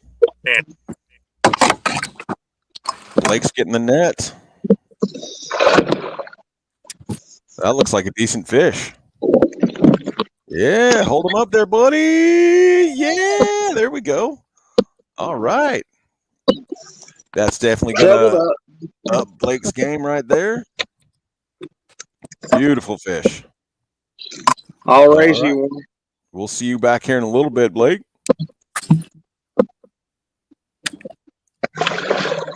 Oh, got water on my phone. Oh, don't do that. Mark with another. And you're frozen. There you are. You're back. It's amazing how they always. Mine wasn't nothing to brag about. Yeah.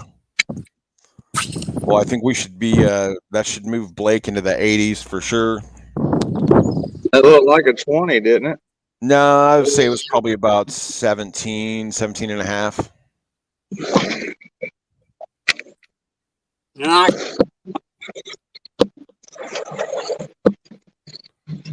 I'm waiting to see Matt connect with one of these pitching into the. What are you pitching into, Matt? You in the grass or you in the brush? Lily pads. Lily pads. Oh, nice. Yeah. Just waiting to see him tie into something there. Watch that rod try and jump out of his hands.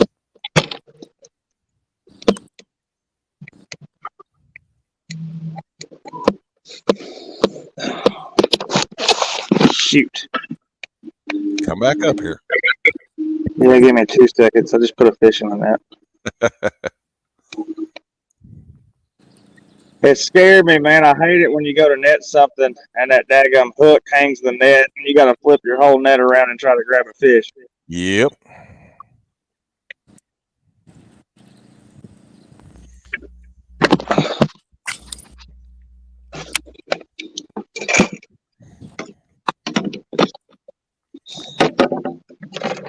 And I'm stoked. I'm waiting to see what Blake comes back with.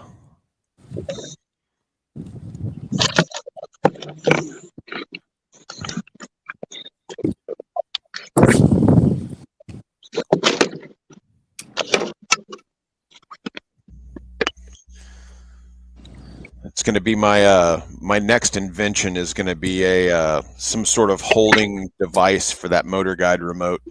Just saw Matt grab his, and it's like, man, it's funny how you fumble that thing all throughout the day.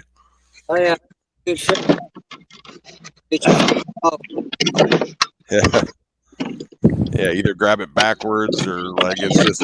I'm gonna figure something out. I'm on it. Yeah, Preston.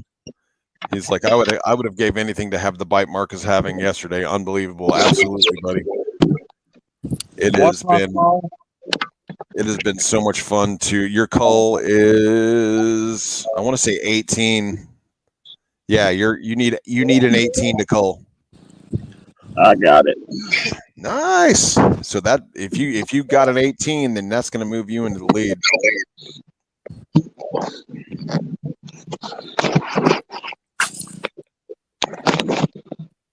So that's probably going to move Marcus into the lead with, if he's got an 18, that should move him up to about 93 and change. Don't do that. Don't do that. Don't do that. And he's got an angry one on the board. You can hear it.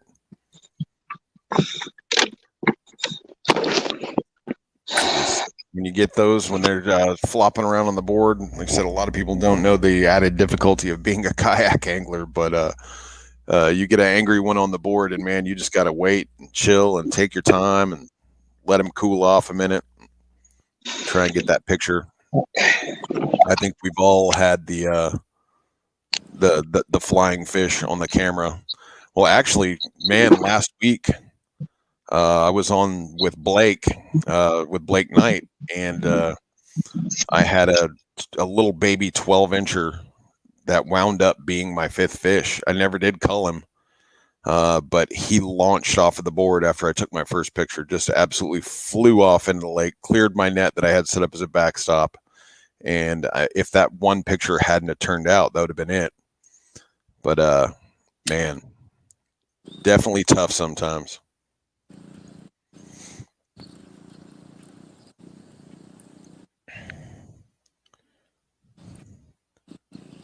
We are absolutely cruising today. So many fish being caught. It's like I said, you don't normally think of fishing as a crazy spectator sport, but it has been absolutely fantastic to watch today. I mean, usually you watch all these people out there with the boat tournaments and stuff like that. They got to have 100 boats to fill the airtime, but man, we are doing it with 3 out of our 4 final 4 anglers. So they're absolutely tearing it up today. And I mean, even though Derek Miller is not on camera with us, he is still beating it. So let's see where we're at. I'm going to bring my screen up and we'll go over it. We'll pull up the leaderboards. So, as you can see, we are Marcus Coates, number 1 with 94.25. So, I mean, he not only did he cull up, he culled up hard. So, 94.25 in the lead. Derek Miller slides down to 2nd with 92.5. Matt Conant creeping up at 88.25. Blake's only got 1 fish uploaded at 18.5, but I think he is in probably the low 80s right now. So, I mean, it's tight. We got everybody in the 80s and 90s early in the day. So we are off to a heck of a day of fishing. And Mark Coates with another fish. Dude, your hands have to be absolute hamburger after 2 days of doing this back-to-back. Yeah, they don't feel good at all.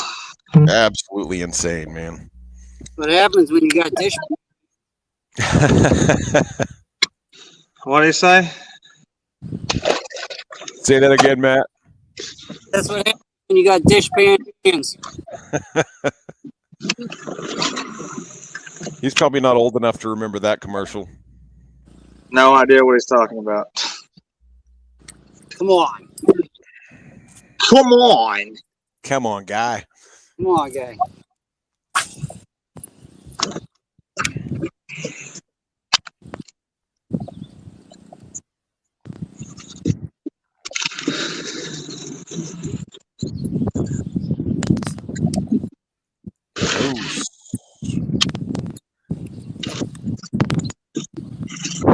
Thought Matt Conant was hooked up there for a second, but he's just teasing. Mark with another fish on? Dude. Are you keeping count of these? Nice and easy in the boat, baby. Come on. Oh, I like that sound. Nice and easy. There you go. Sigh of relief as he's in the net. Let's see this, baby. Let's see him. Hold on, dude. I'm on. Mark is bringing the big girls to the party. Oh, my God. Bro. Dude, yes. Look at that hog. One hook. What a fish. Oh, beautiful fish, bro. Beautiful. Yeah. Okay. All right. Well, I'll be back. Yes. What a fish. I mean, man, that is I don't know. That looks like it's got 22 written all over it. The like I said, what an unbelievable day to watch fishing. I mean, it's who to thunk it that that watching this could be so exciting. Unbelievable. So look, Blake Knight's here. He's got some coffee in him. Good What morning. up, What's up, man? buddy? How are you?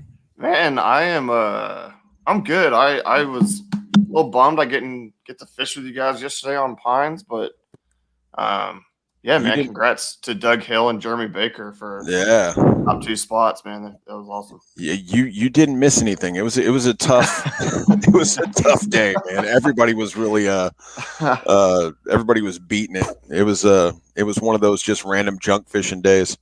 Man, my cousin actually ended up getting 6th, so congrats to him. He did well, but Nice. he man, he was like, "Oh, it's really windy, like, it's just really tough," and he was killing them on a wacky worm. He caught so many fish yesterday. That's crazy. And he man, we're talking about not fishing clean, man. He told me he dumped like 4 or 5 fish yesterday that would have really helped. So Yeah. Lots of people throwing it away this year. Yeah, it was definitely one of those kind of days. I mean, you get them. They were just fiery, man. It's just they just been really hot, So I think they're just acting crazy. But I mean, what a morning today, though. Today is it seems like just a totally different day than yesterday for all these guys. I mean, just beating it up. It's been ever since. I mean, I've been on almost 2 hours. It's like these dudes have just been killing it, and it's like, oh god. It's unbelievable, everybody's already almost to the 90s. Everybody's in the 80s or higher, and I mean we're not even to 9 o'clock yet. So I mean it is just a great day of fishing. Yeah, man, no doubt. I mean, I've been sitting here drinking some coffee, watching, and I've seen more fish come in the boat than I've caught in the past month. So. For reals. Yeah, it's nuts, man. But no, just glad to see these guys out here rocking it, man. And I would imagine we haven't seen Blake back for a minute, so I would imagine he's making a move. He's been kind of I don't want to say the slowest one because I mean he's already up there, but it's just by comparison. I mean when you're going against Matt Conant and Mark Coates and Derek Miller, who are all just they've been on fire. It's I mean, it's got to be daunting to go up against those guys. So, I mean, yeah, I think even though he's doing well so far today, he's definitely feeling the pressure. I mean, Herculean task needed from Blake today. He had I believe it was a PB bag yesterday. Yeah.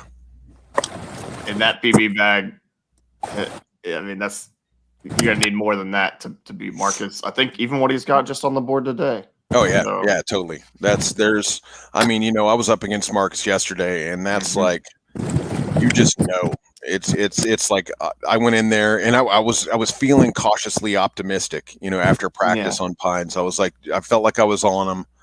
I felt like I reserved several good punching spots that just wound up not being there on game day. Right. But man, I knew that I needed 100 inches. It's like there's just no way around it, and the guy has just been absolutely just smacking him. I mean, like just left and right. It's like you got to go up against Mark Coates knowing that you need 97, 98 or better. Yep. Yeah, I mean it's the part of this game that you gotta. I mean, lots of places in Texas have the water to do it. Mm-hmm. There's tons of places you can go over 100 in Texas, but you better be able to call it up and conjure it on game day because that's the difference. I mean, we both have a buddy that fished fishes pines a lot, man, and he smashed them in practice. Yeah. I mean, smashed them. Yeah. And but tournament days are just, you can't call them up tournament days. Yeah, and I think that's just Texas fishing in a nutshell. It's like, I mean, it's such a crazy like weather state. There's so many different regions. The way that the weather sweeps across this state, it's unpredictable. It just changes in the blink of an eye. So it's like you can go into practice in Texas. You can practice 3 days of that week and then come in on game day on Saturday, and it's just not there. It's a totally different lake, and I've seen it happen 100 times already, to where it's just like you go in there knowing, oh man, I've got this, and those are the days where it's usually a totally different lake.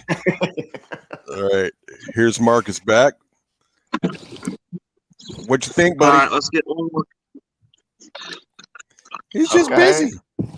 Yeah, just busy catching slouch. Right, donkeys. A certified tonk. That'll do, donkey. Preston wants to know, is Mark fishing out of a Bass Pro tank or what right now? Dude is absolutely slaying them. For reals. With minnows. Preston, I'll just say that at certain times on certain lakes in Texas, it feels like that, man. I mean, it can. You hit them right, you can absolutely light them up. Yeah, for reals. Oh yeah, she swam off strong. Boom, baby. Congrats, man. All right, let me get this thing uploaded real quick. Okay, well, before you do that, Lance and I are gonna guess at the length. Lance, what do you think that one went? I'm gonna go 21 1/4. Oh, damn it! That's what I was gonna say. Okay, I'll go. You know what? Mark wouldn't have brought it on unless it was a big. I'm gonna say 22 even. 22. That was my first guess when he caught it. So let's see. But after seeing it, I'm gonna go 21 1/4. Okay. Blake's back. Oh, Preston.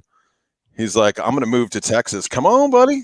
Hey, Adam McCluskey moving down to Tyler. But yeah, that's right. Yeah, I'm gonna have a new fishing buddy. Yeah, man. I like Adam. He's a super nice guy. It was very cool to have him on.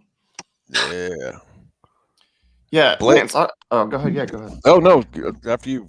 I was gonna say, man, it's been so strange for me this year, and maybe I just fished a lot more tournaments this year, so by volume size was bound to happen. But last year we had it felt like more stable weather. So when I would find fish the week before in all my tournaments, if I got to practice when I go back, it was like similar area, kind of close, kind of the same thing, maybe micro adjustments, right? But not crazy. This year, I'm gonna stick 96 in practice and go back the next week and catch 70 inches. Yeah, nothing. Yeah, yeah. Lane. Hey, what's up, buddy? I'm offended by your guess, Lance. Are you? Yeah, go look at the fish. All right, let's see. Oh God. So angry this morning for a guy just busted 96 inches or whatever. 23.25. Woo-hoo-hoo! Dang. That's my biggest crankbait fish. Wow. Congrats. Well, I think it's just that's a tank. The epicness that is new today.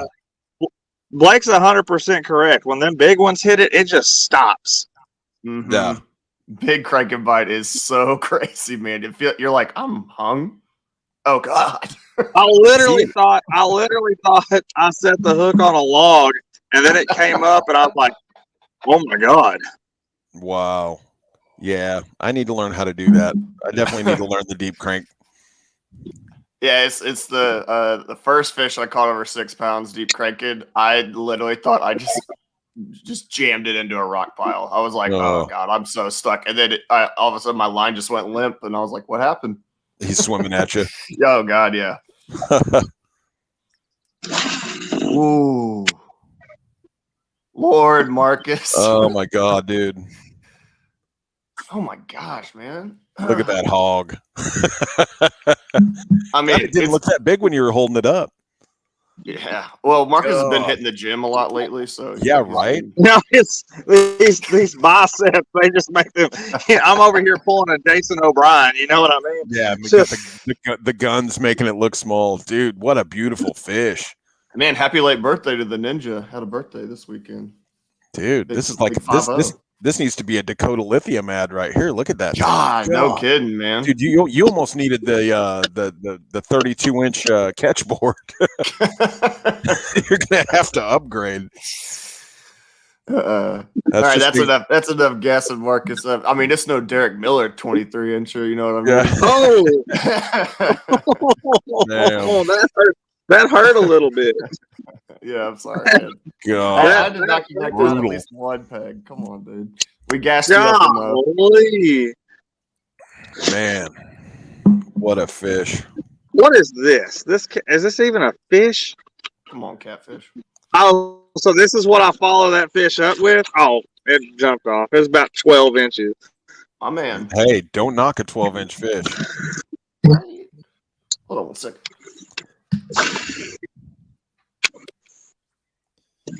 Man, that's got you up at 99.5, Mark.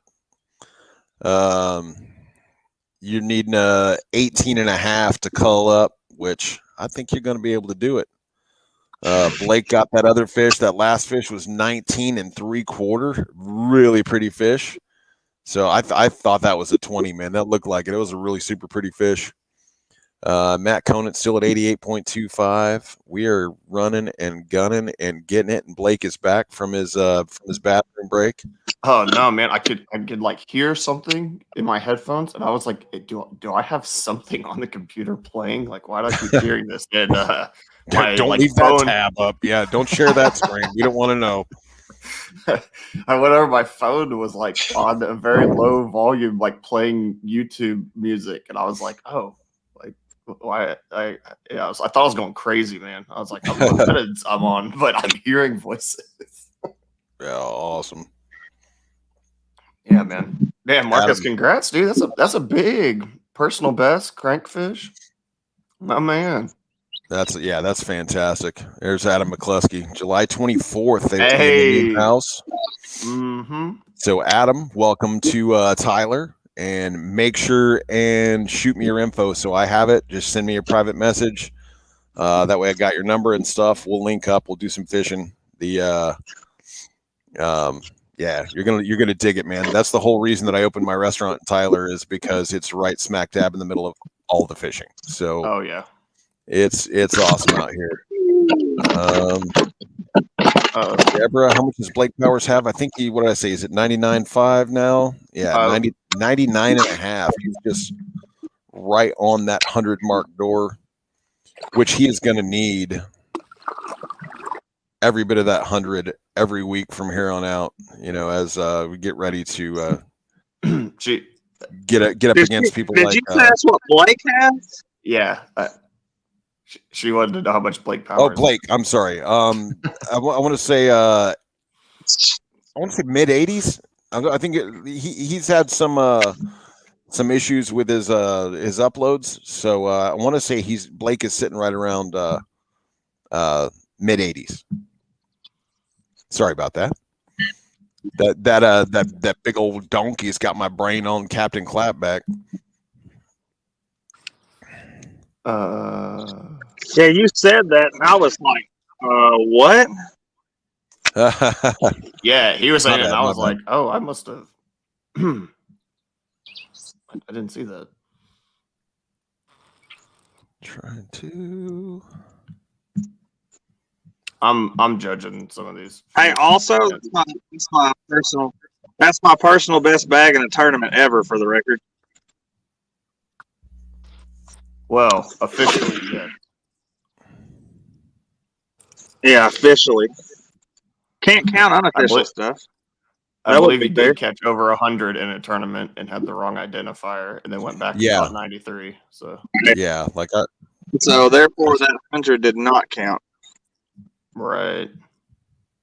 Golly, after catching, I ain't even lying. After catching that fish, it's like now I don't even want to sit here and do this.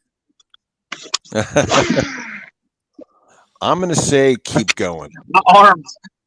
My arms hurt so bad. Yeah.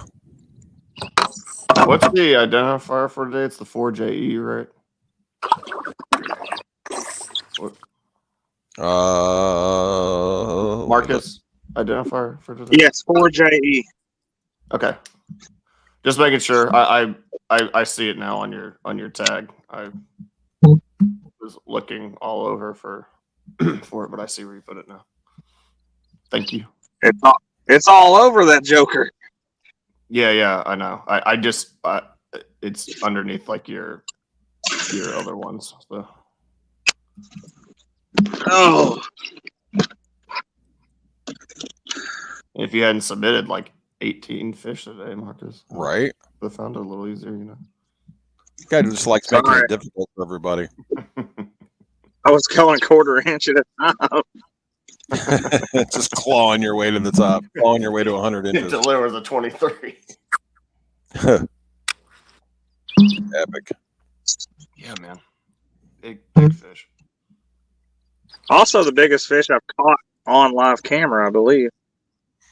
That was a good one. You. Oh yeah. I thought the 25 you caught was on camera. No? No, I didn't catch it on camera. I came on camera with it. Oh, gotcha. Okay. That's always fun when you see a big one come up on camera, man. That's Blake. I think you had me up. I got like a 21 and a 21 and something, and it's just like when you get that thing. One, when you hook it on camera, you're like, oh God, don't let this thing come off. And then when you actually get that thing in the boat, and it's like you hold it up for the camera, you feel like a happy kid. You know, it's like you feel like the cool kid in school when you get one of the big ones. Live. It's just, I love that the technology has grown to the point of to where we can do this, you know, where we can take all of social media land into the boats with these guys, you know, and it's especially when, I mean, you get to the caliber of anglers that we have on today, it's just like, what a show, you know. It's just it's I'm having just fun just sitting here watching it.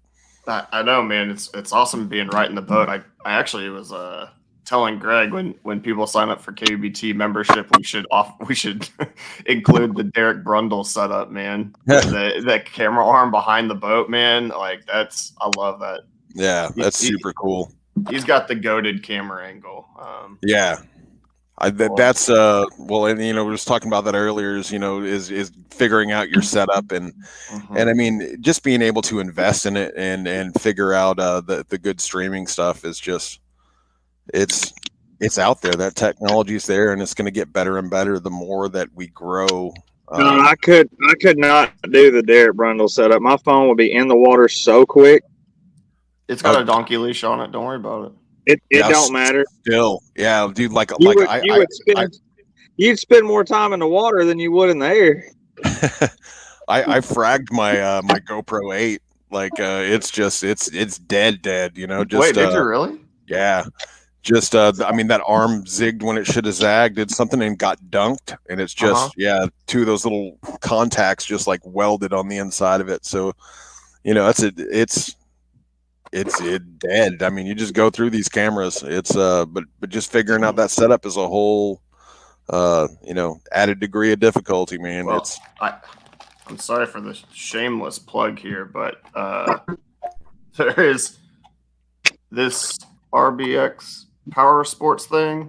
I don't know if you've seen this, but it's just like a little case that goes around the outside of the GoPro, and it allows you to charge it and make it waterproof. Yeah, see, and that's what I need is that thing. Yeah. Send me a link. Send me a link to that thing.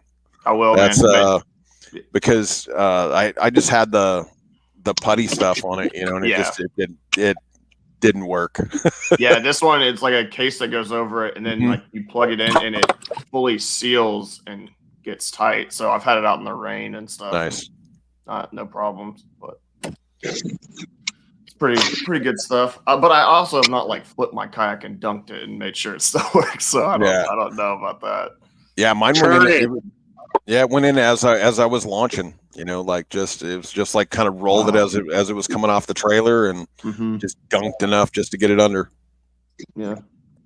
Yeah, Preston, no problem, man. I can do that.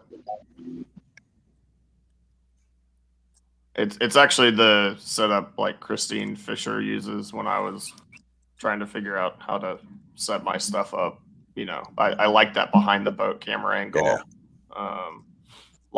I'm actually really happy a lot of the kayak people have started, you know, just taking video. Not even if you don't have a YouTube channel, just uploading your clips is cool. I mean, Lance, you do an awesome job on that on your Instagram and Thank you. social media stuff, man. I love seeing those catches, man. It's so cool. It's been fun. Like I kind of started getting it dialed in towards the end of this first half of the season, and Kyle Schroeder does a really good job too. You get that arm set up behind you, get the angles dialed in. Like there was a couple out on, I want to say it was Lake Hartwell, you know, skipping up underneath banks and kind of pedaling back and working out of there, and you get that angled up. Like and I kind of got the ideas for how I set it from. It's funny you said it from Christine Fisher as well, who is, if you guys out there are not following her, not watching all of her YouTube stuff, not watching everything that she posts up, is phenomenal.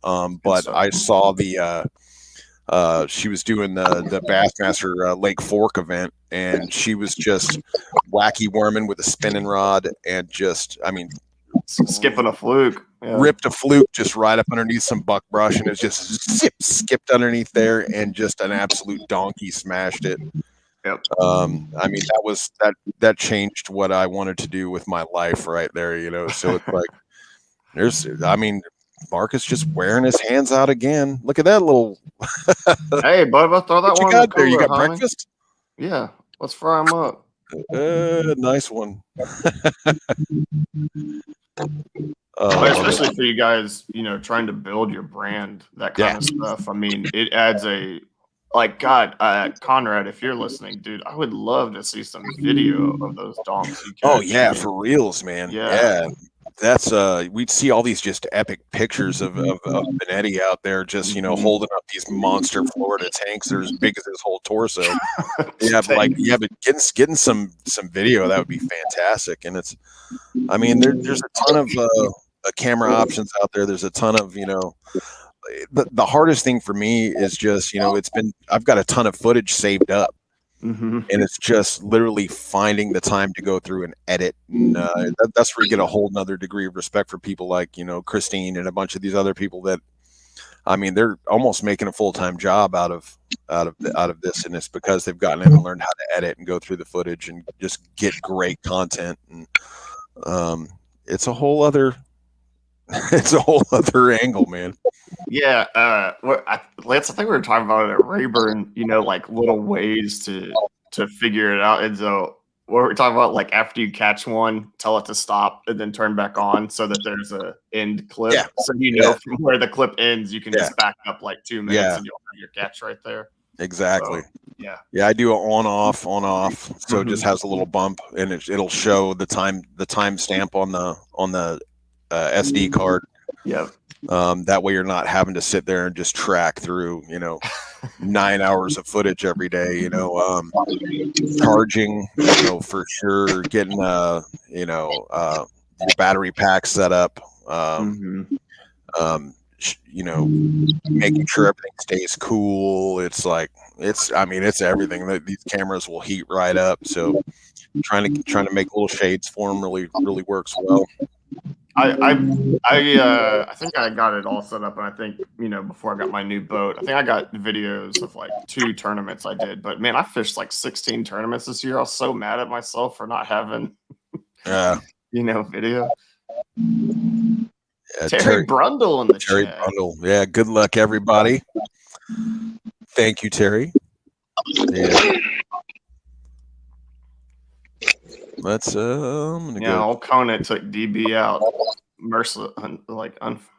No mercy for between friends there. Yesterday. Just straight took the homie out, man. But give him a beat down. Yeah. I mean, and isn't him and Derek really, really close too? Yeah, they're like buddies. No, Miller. Isn't him and Miller really close? You talking about the leaderboard, Marcus? Yes. Miller has 92.5. Conant Yep. has 88 88. and a quarter.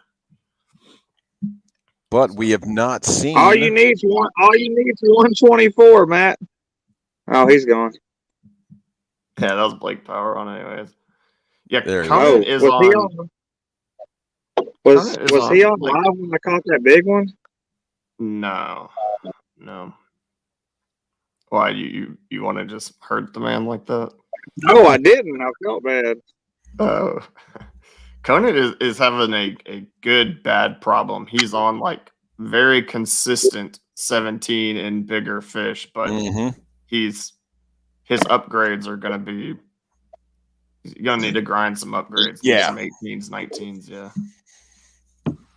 Yeah, you start getting to where you're looking at 18s, 19s to cold, and that starts getting problematic. It starts getting difficult. Yeah. It's kind of seemed, like an all or nothing game too. I mean, you're in those 14s, 15s, 16s, or else you're in the bigs. It's like that the little middle of the road. If you're stuck, it's kind of like the what do you call it in blackjack? When you're sitting at like a 17, 16, yeah, like you're just like, man, I'm gonna stay, like that's a tough one to hit on, Yeah, but always got to play for the table there, man. Yeah, for reals. Brian I mean, if Thomas anybody can do it, though, I mean, Matt Conant is absolute. That dude's he a giant. Smashed him yesterday, man. Yeah, the dude is a giant. So then there's a lot of day left today, Mm-hmm. Brian Thomas. What did Brian Thomas? Poppy? Red Poppy is on camera, my man. That's him. Man, Red Pappy, what a.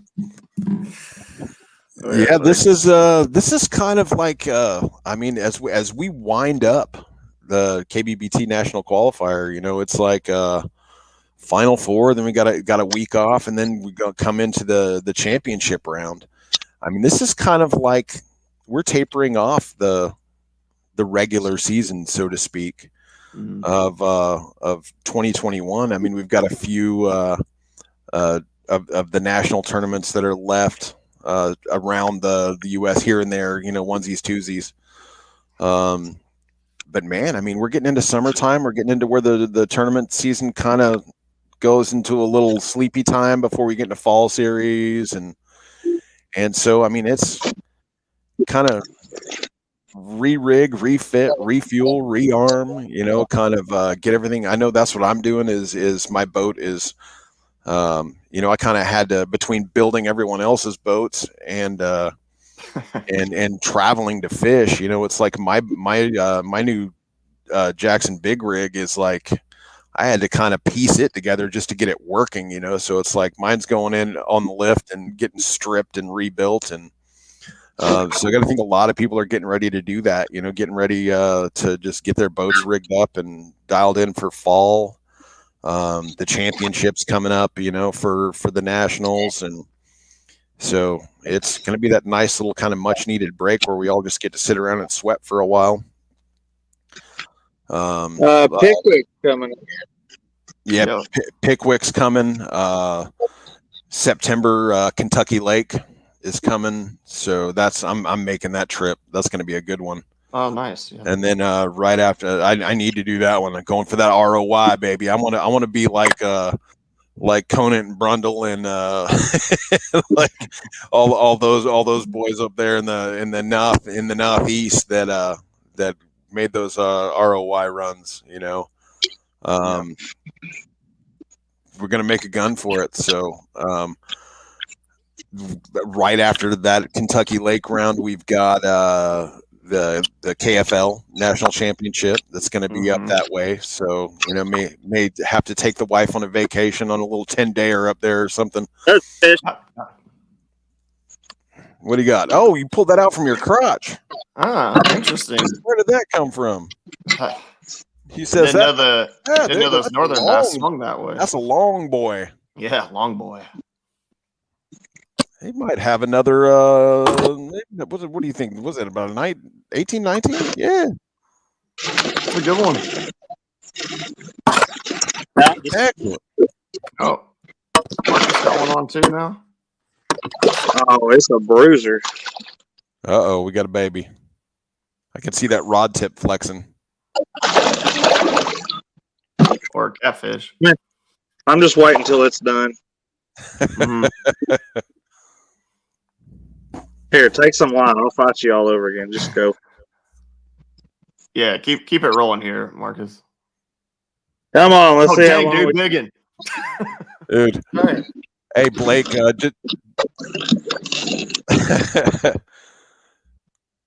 oh, man. Oh. Cute little Boy, guy. I don't know why you ain't taking a cooler out there and filling it up yet. For reals. I mean, yeah, at this point, I mean, just throw them in your cooler. Dude, that reminded me of Jamie back in the woods at Rayburn. just come on, dance, fish. The fish is like Yeah. just sitting there like this. He shakes the pole around. I've got video of that somewhere. Speaking of videos that need to be uploaded, that video needs to be uploaded. Absolutely, man. That was hilarious. So good.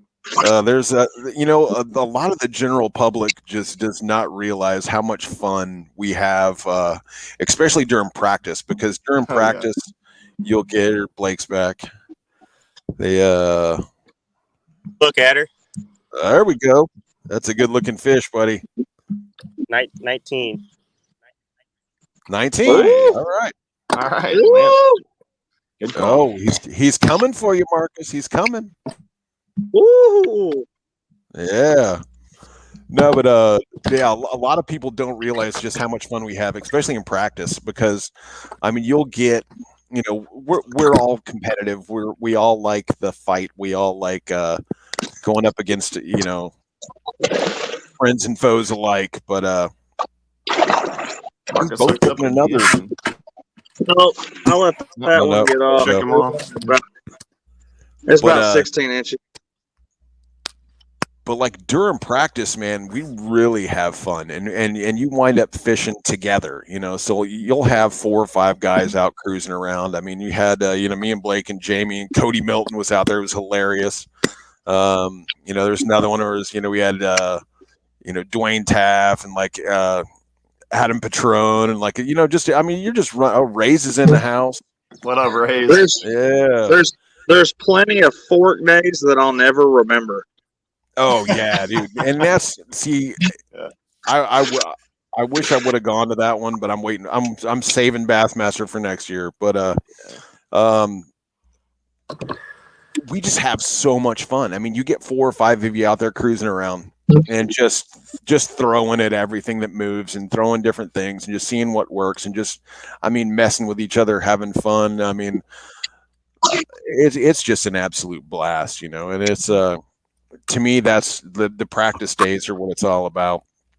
And man, I'm excited for the end of the year. We're gonna have what's that? at the end of the year, we're going to have a KBBT catfish tournament. Oh man, that'll be fun. Yeah. KBBT catfish tournament, fall 2021 coming near you. Yeah, I'm down with that. Jeremy, kind of like making pterodactyl calls. Yeah, look at this. I'm pretty sure he spelled it wrong, but spelling is not his forte. Yeah, kind of like making pterodactyl calls in the backbrush to freak out other anglers. Like I think that was actually your cousin Blake. Like me and Jeremy were coming out of the back during practice, and we saw some guy paddling around in the buckbrush, and we start dookie dookie. They're getting bigger. Hey, Marcus, I'm saying, dude, you could have a nice fish fry. He's got dinner. But man, we're just out there having fun, Yeah, I actually am, talking about the tournament season winding down a little bit. I mean, there's still some national stuff left, but I'm looking forward to just fun fishing. I know, right? I forgot that was a thing for a couple months. Yeah. We fished a lot of tournaments together.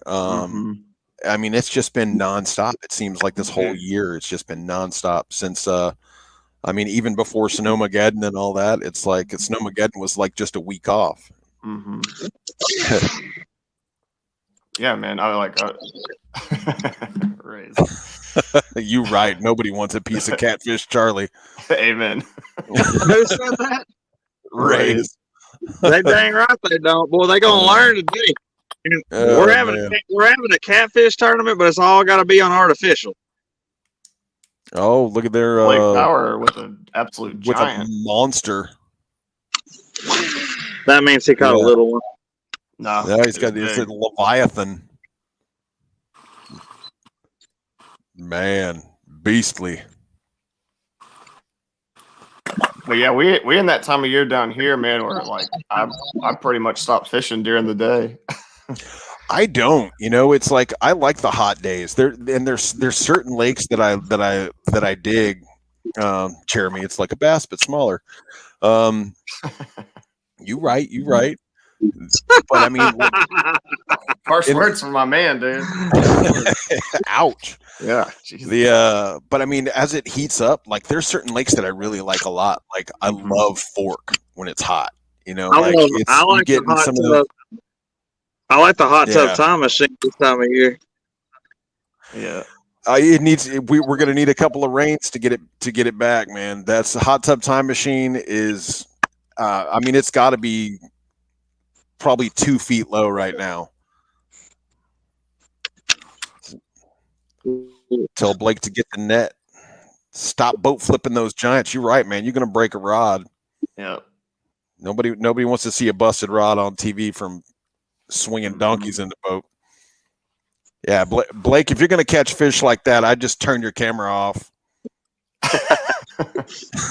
Save yourself the battery power. You're getting cracked on more than me, and I'm catching white bass. Yeah. Well, at least we can eat yours. Like I'm the one Yeah. the ones that he's catching, you couldn't even eat. Yeah. Hey man, that's like a chicken.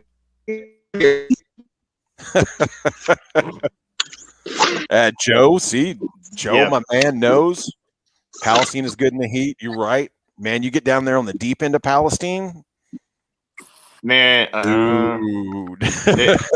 dude, those fish on Palestine, they're weird. They stay shallow year round, I think, man. Yeah. They're a glutton for punishment. Yeah, that's Palestine is just well, to me it's like Fork. It's just it's either feast or famine. It's either a great day or it's an absolutely terrible day. And they're fishing to be had wherever. You can go deep, you can go shallow. They're always up in there. That's why I like Fork when it's hot. Is you get back there in some of those shallow bays and start throwing like a big fat square bill crankbait. Hang on, that's Yeah. Start getting those big old skinny, skinny 6-pounders. Yeah, it's not that like I just don't like getting out there in the heat and grind it. It's that it's mostly the ski boats, wakeboard boats, stuff like that. I like going out at night because those fish are just I don't know, man, less wary. Yeah. I don't think at 1 a.m. they're thinking that whopper plopper or whatever is anything to be concerned about. It it's cool, and night fishing is just a ton of fun if you've not done it. I mean, I was just gonna say I've never really. The only thing I've ever night fished for is like drinking beer and bank fishing for catfish all night. Yeah. That's like about my experience night fishing. Oh yeah, no, we'll have to go hit it, dude. Athens is Athens, Nakanish, so Fork. It can be incredible at night. Yeah, that sounds like fun. Oh yeah. Well, and there's just big ones, those big fish, they're lazy during the day. Yeah, but at night, it's a lot cooler. They'll feed. I'll have to break out my my night vision. Go out there and float around with some military grade night vision on. That'd be fun. if you are doing it for the first time, do not turn your light on like often. Like your eyes will adjust so much better if you just give it a minute. But yeah, it's a lot of fun. Yeah. And I love like throwing a frog at night. You just hear the you just hear the blow up, and you swing and hope they're on. Yeah, man. I've not fished Jacksonville. I haven't fished Yeah. Jacksonville either. Have fished Tyler. Never fished Tyler at night though. But there's some nice houses on Tyler, and I bet somebody's got some dock lights. Yeah, some good expensive dock lights. Yeah. There's a spot on Fork I know that's got a couple dock lights and one little cove, and been back there before at night. And, now, see that's I could just imagine here. Too many gators. It's a mine night for sure. I would. Man, they eat babies at freaking Disneyland in Florida, dude. Like, take a kid to a movie, they're getting eaten. Yeah, Go to Choke Canyon at night. Nah. Oh yeah, no, I'm good. Yeah. Nah. Adam says I'm up for night fishing. Hey, Adam, I will. Oh, I'm way down, man. It is a lot of fun, especially. He'll take you to Choke. Nah, one of the a good night fishing lake is actually where Marcus caught his old double digit down there on Lake Nacogdoches, man. yeah. That one, Nacogdoches, dude, it fishes fire at night too. But it's a unique thing. If you've not done it, it's a lot of fun. Like I said, if you're throwing like a frog or a whopper plopper, don't swing super hard because you're gonna hear that thing whiz by your head if they didn't get it.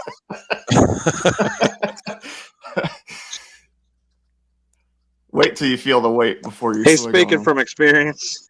Yeah, man, I've had some. Just about caught some treble hooks in the face swinging a little early. I cannot even imagine that with the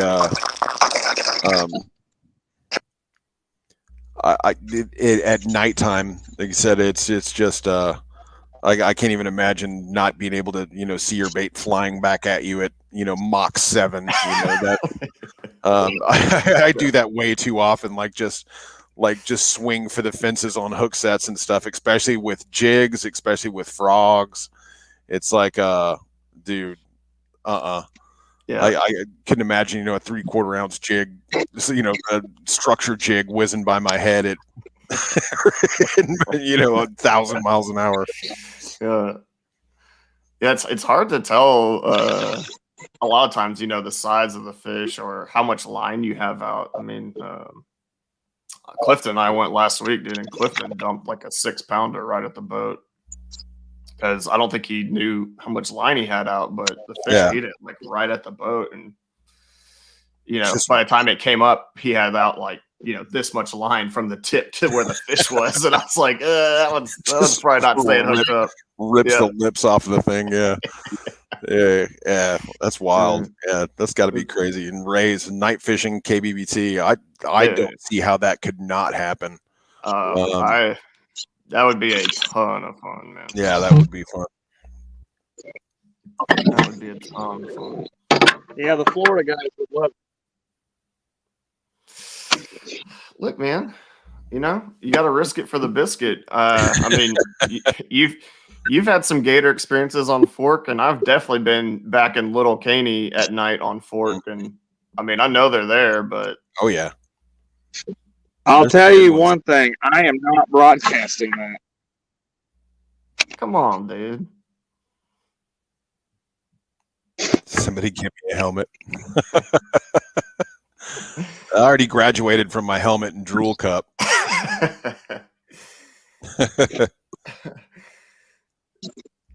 Yeah,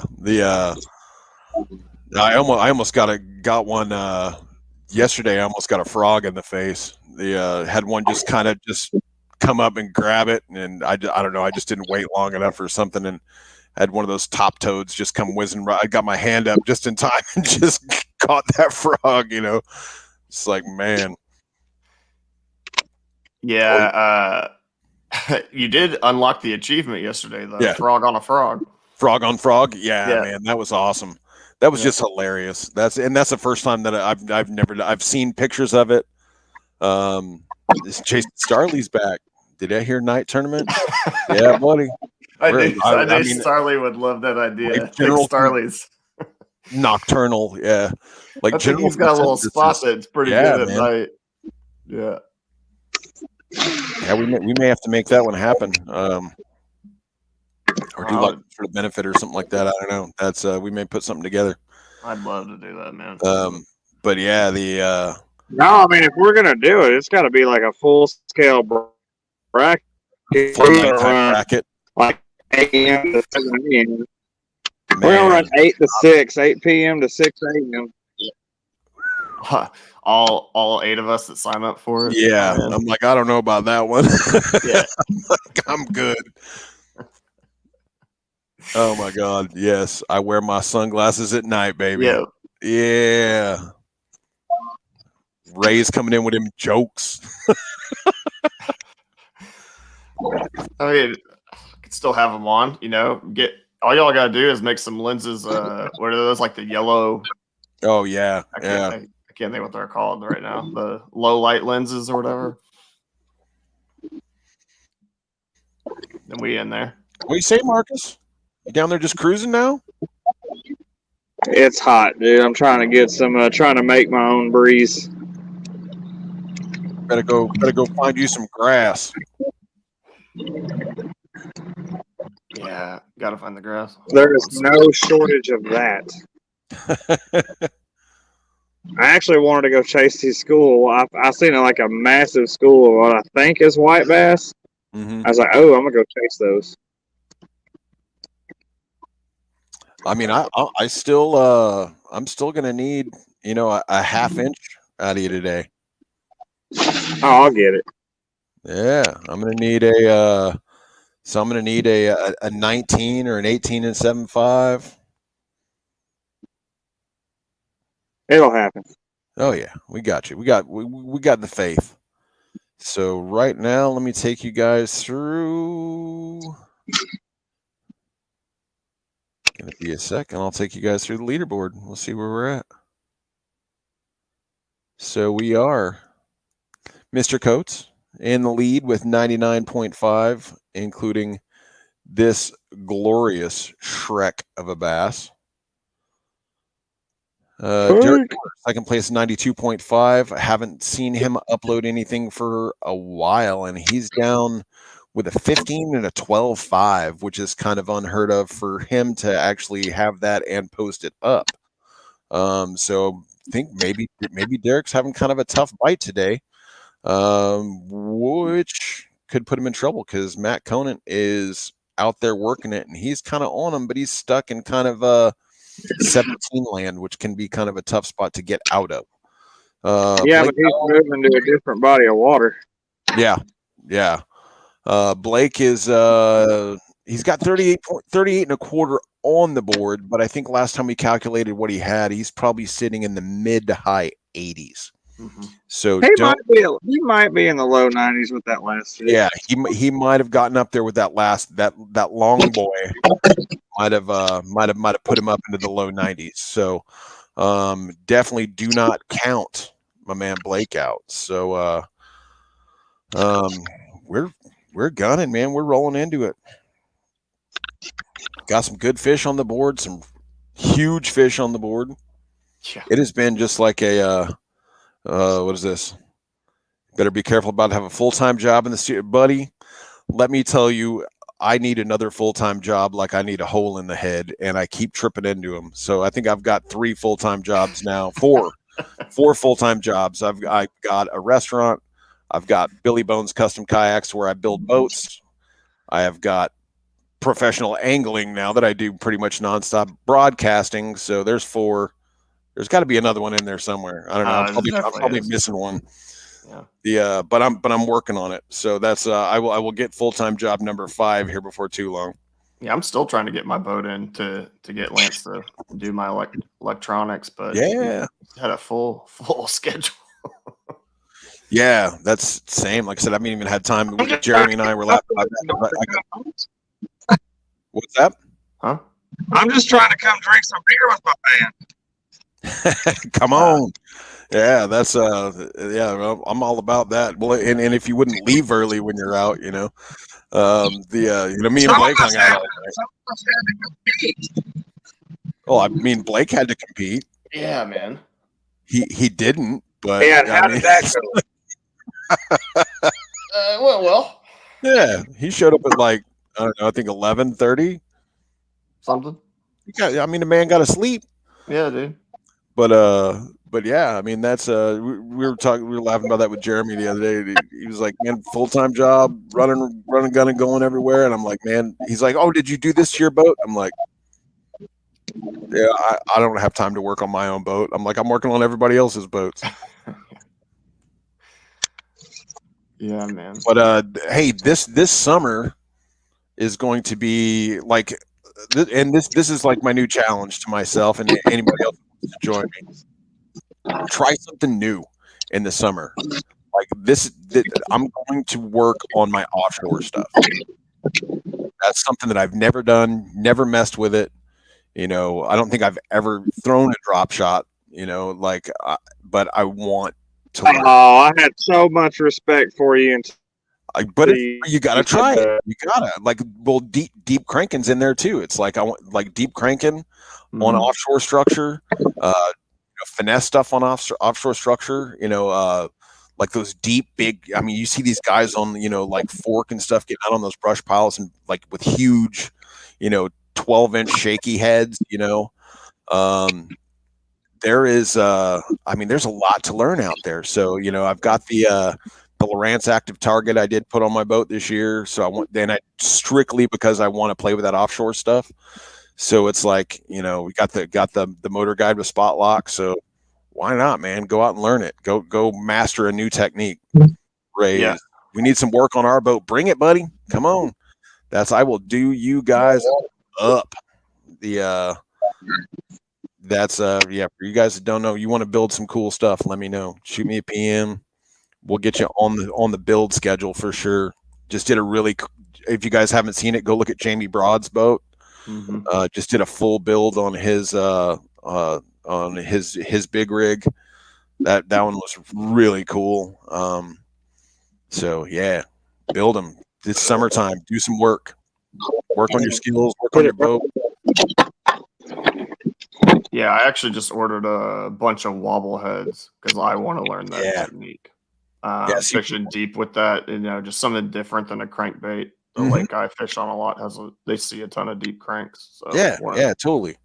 So it's like just kind of take that downtime and turn it into something productive, and it's like give you the opportunity to fun fish and just take your time and just kind of learn and dial in on those big fish. And I mean, it's only going to help when it comes to tournament season again. Yeah, man. I think that is a important skill to put something in your hand all day and just grind it, figure out how it works. Don't necessarily have to catch a ton of fish on it to get the experience you need. Yeah, for sure. As someone you definitely don't have to catch a bunch of fish on it to figure it out. Yeah. But I mean, like, throwing that mag draft, like I love doing that now. But when I started doing it, I was like, you keep wanting to set it down after 20 minutes, not getting bit. It's not one of those baits. I'm just starting out on that too. I just got the rod and reel set up. I've got some baits in. I just got in some of the bigger mag drafts. I've got some of the bigger glide baits in now. So it's like, there's a few of you guys that I want to get out and fish with and work on. I'm going to get with Bryce at Dobbins. We're going to work on some deep stuff. That guy is a master of the big baits. So it's like, find you some buddies, go out there and learn some new techniques. Me and Mark's going to get together and do some deep cranking. Work on some stuff, man. It'll be a blast.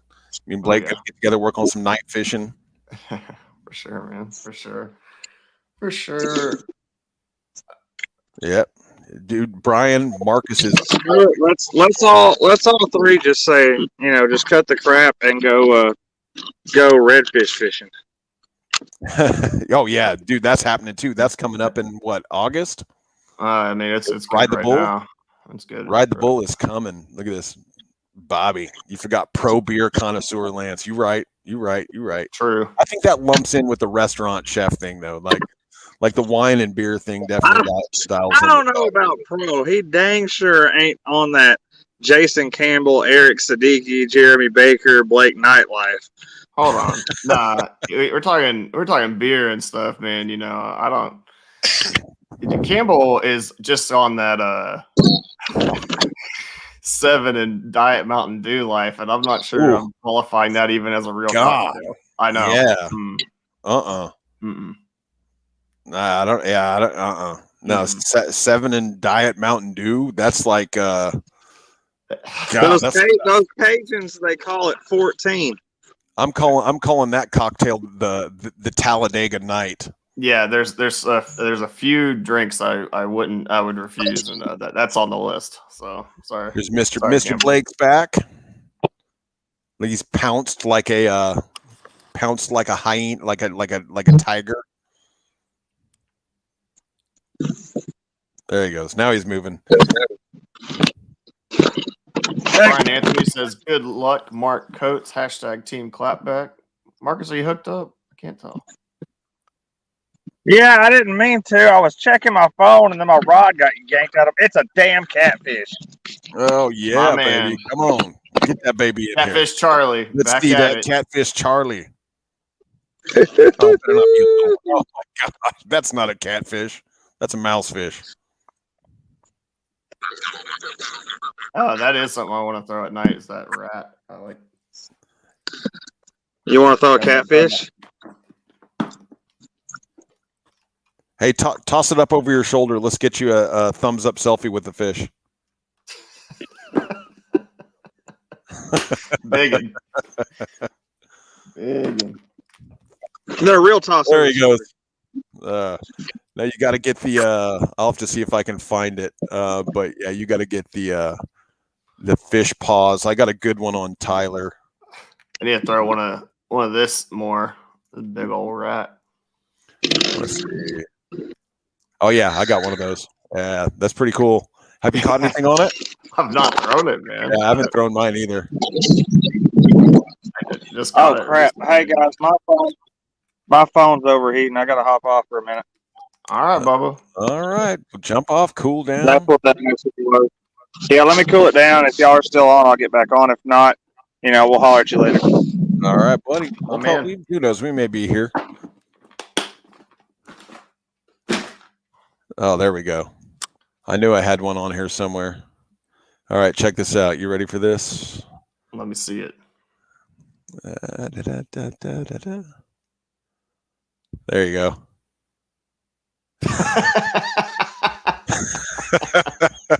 That's pro level right there, baby. Oh yeah, dude. Yeah, you gotta get. He even looked at the camera and smiled. Like that was on Lake Tyler. Yeah, you could have just photoshopped a few more of those in over your right, head. just like a little school of them up over there, or just like repeat him like a bunch of different times. Exactly. Yeah. Oh man, that's awesome. Yeah, that's great, dude. Love it. Love to see it. Fishing deep is one of those things, man. You're talking about working on it. Like, I just don't. I just can't do it, man. I just don't like it. It's just not for me. I mean, I have to do it on some lakes, Lavon where I live, I have to deep crank. Yeah. Have to, especially during the summer, man. You got about 30 minutes in the morning. They might be shallow, and then that's it. But in a tournament, man, I just don't have the confidence with it, man. That'd be the. I mean, I'm just getting used to the electronics and kind of like trying to learn that, trying to learn how to mark up, where to look at. Just put the extra GPS puck on the back of my boat to kind of dial in those waypoints because I'm working on the electronics.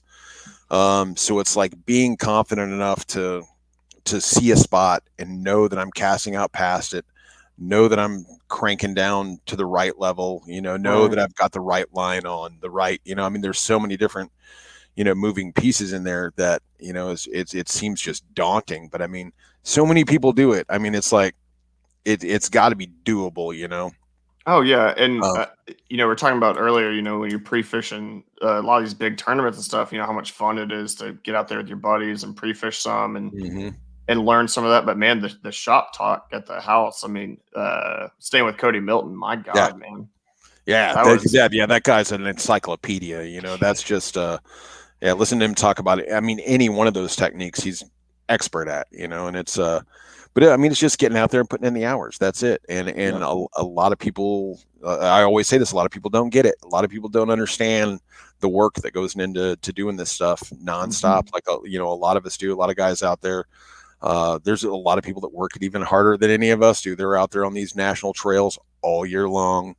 Cody Milton's one of them. That guy is living out of that van and just cruising around the entire country all year long. And I mean, he holds down a life, and manages to take the time to teach a lot of us, you know, newbies on that are on the tournament trail, a lot of really good info.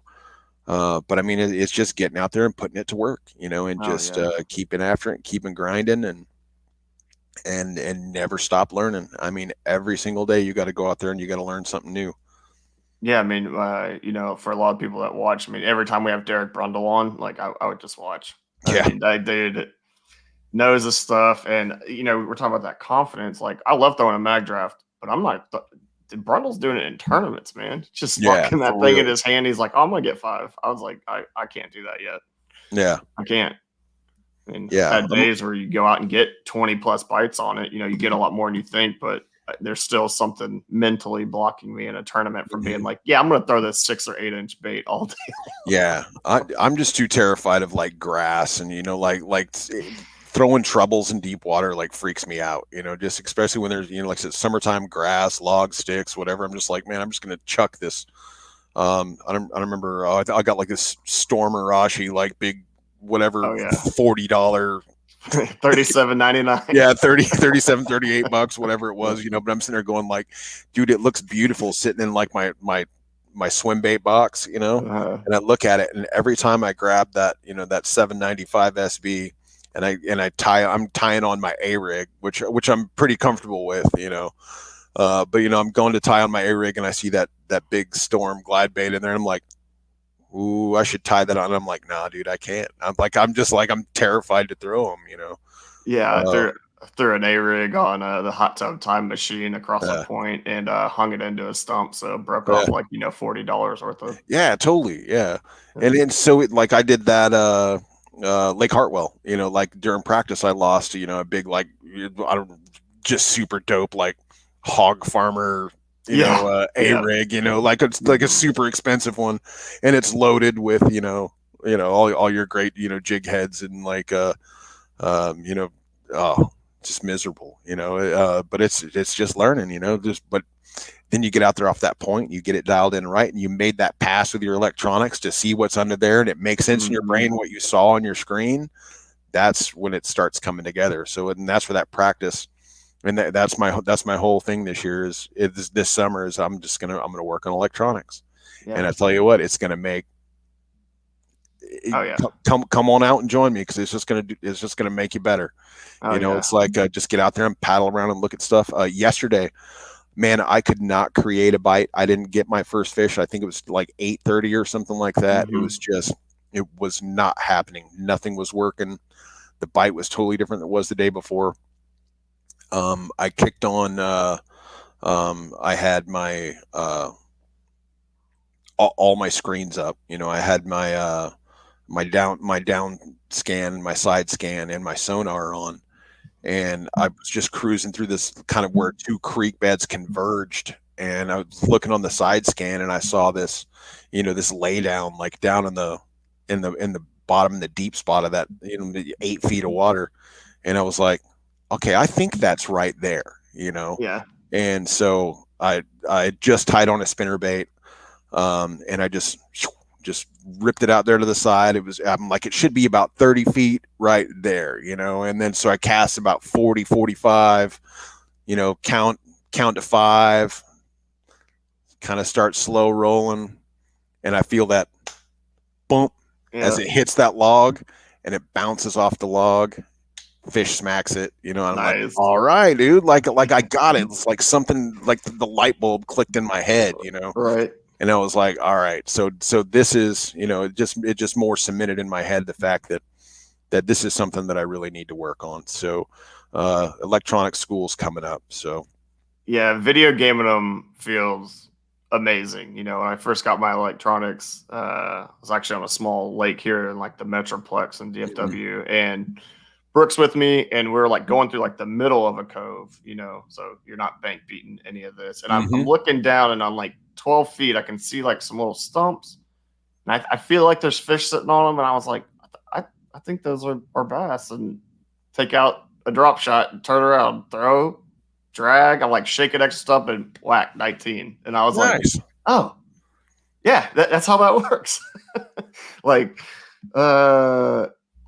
hey, Brian, appreciate Thanks, you, my Brian. man. Yeah, let's do We some really fishing, appreciate man. Come on down. Yeah, I mean, we're just getting ready to wrap it up here in the next like probably 6 minutes or so. The kind of slowed down. They got that little lull. Everybody's taking off. Looking forward to see who pulls this out and moves on to the championship. It is just spectacular group of guys here in the end. It's and then through this entire event, it's just been just amazing to watch these people and get to be a part of it for a little bit. But man, Oh, whoops! I think I messed that up. I was like, "What's going on?" My bad. I was like, I was trying to show the leaderboard. Yeah, I was like, I had multiple fishing chaos tabs open, so here we go. That should be There it. we go. Yeah. Just for y'all that are tuning in, and obviously before we run out of here and sign off, give y'all the last couple looks here at what's going on. Marcus, man, with the big bag of the day, dude, he's been on fire. Yeah, he's been wearing it out. I mean, he's got sore hands doing this back to back days of high 90s. I think he was 97, 98 yesterday. He's into his personal best, actually scoreable bag. Yeah, right. But I mean, he's 19, 20, 21 fish in. I mean, he has just been beating it up all day. Super exciting to watch. Derek Miller doing Derek Miller stuff, man. Yeah. I mean, the guy is like, when Derek goes out, I know one, I'm going to have to judge a 23 plus inch fish that day. Yeah. And two, it's going to be in the 90s. I mean, he's just so consistent, and it's just very impressive what he does week in, week out. Yeah, but it's amazing. He needs a little more to feel safe, because if you guys saw what Matt Conant did yesterday. Yeah. Yeah, he's coming. Yeah, he's switching it up. He's moving.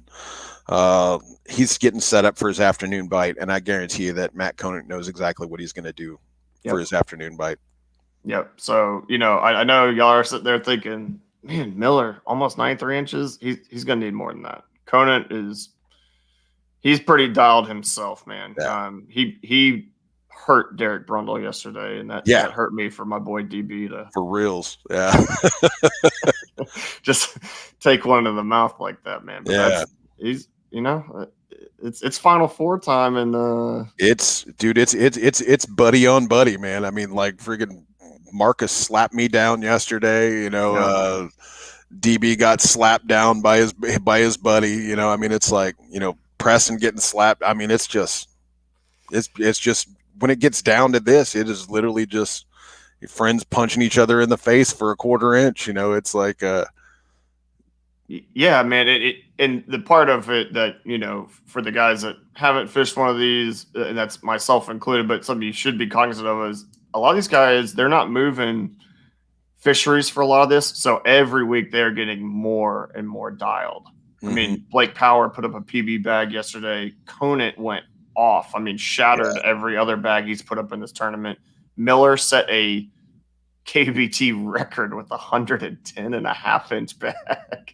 So crazy. And Marcus has just been 95 and up every week, and we're just seeing this steady improvement. 95, 96, 97, and now today 99.5. Yeah. And Marcus is doing this like right off the bat. Like, it's just like you wake up, you turn on, and you're like, oh, dude, like the first time you look at your phone, you're like, oh, dude, Marcus is on it again. It's like so super consistent. He is so dialed on what these fish are doing in the morning. He's not had to push himself late into the day to grind for these bites. I mean, they are just, he knows where they're at, and he gets right to work. And man, it puts a lot of pressure on his opponents, man. Lance, you said yesterday you got your first fish at 8:30. I think Marcus was at. Oh, he was at 90. Yeah, Yeah. 91, something Yeah. like that. So Yeah, he was already beating it. Yeah. yeah. And Blake Power, we have 57.25 officially, but Yeah. judging from what High he's 80s, done low on 90s. camera, Yeah. yeah, high 80s, low 90s. Just pulled in a long boy a second ago. So I mean, Yeah. I'm guessing he's probably 91. I mean, so he's on the heels, man. Don't count him out. Like you said yesterday, he was just beating him, and I mean he's going to get right back on it again today. So I mean, expect to see him coming up on Mark. That's happening. It's going to take a massive effort from Blake. Yesterday a PB bag 93 and a quarter, I think. Yeah. And Marcus threw up 99 this morning. I mean, Marcus is trying to shut that door. Yeah. These guys. This is to go to the finals, man. Yeah. Yeah. Marcus absolutely. is a champion. He's fishing for double money. Yeah. Blake's fishing for a bounty today, but ain't gonna give it up easy, Oh man, that's a tough bounty to earn. That's I've been there. Yep. That's when you pull up that bracket, when they get that bracket reveal the week before, and you see who you got the next week. You see Marcus Coates on there. You better be ready to fish, man, because he's going to get you. Yeah, man. He is very, very good at this game. Yeah. This bracket stuff. Yeah. So, do you got any predictions for the finals? Man, I think Marcus seals the deal today. I think he's going to advance. Miller and Conant, man. We're going to turn the leaderboards off here later today, and I would tune in tonight and see how that one shakes out. I mean, yeah, Derek's going to need some upgrades, I feel. And, the lake he fishes, yeah, you can put up 110.5, or it can be brutally tough. But I think he's got to shake off a 12.5 and what else is down there on his bottom end? I want to see it's like a 12.5 and a 15. He's got some. Let's drop it down so y'all can see. So yeah, he's like we said. Derek is always good for a 23-inch fish. Yeah, it just always. I mean, yeah, like he's got an ID card that he just drops down there on his first hook, and like a 23, a 22, and a 20 just show up. So and he may be holding on to fish that he's not submitted. I don't know, but if his bite is shutting down, if this becomes a grind, Conant, I mean, what he did yesterday, I mean, he threw up high 90s. I think it was 97, 98. I mean, he Conant's got his afternoon bite dialed, so we're just going to have to see how that one shakes out. But I don't know if I can go against my Texas boy, man. I think Miller pulls it out. What about you? I'm with that.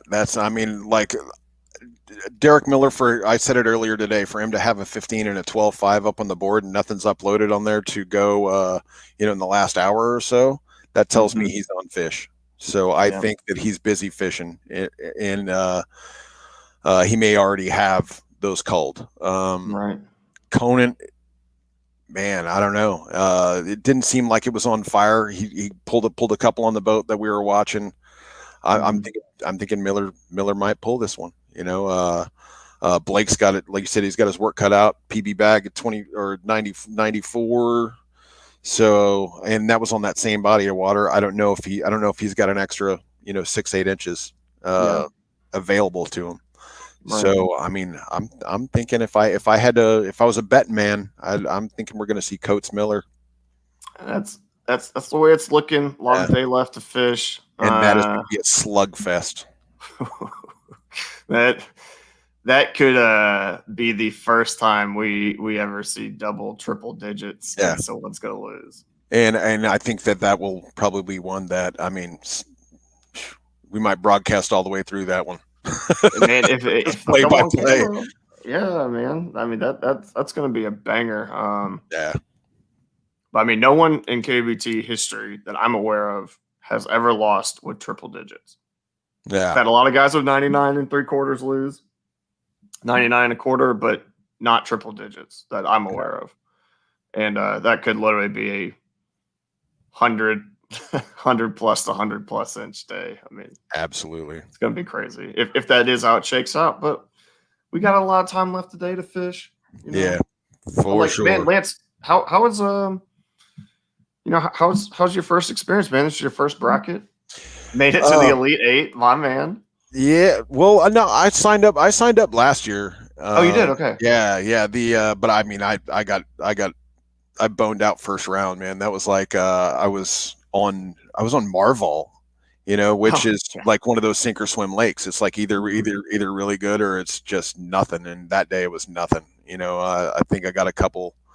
And I think I was matched up against Lisa, and lost first round. But I mean, I think that was my second tournament I ever fished in my life.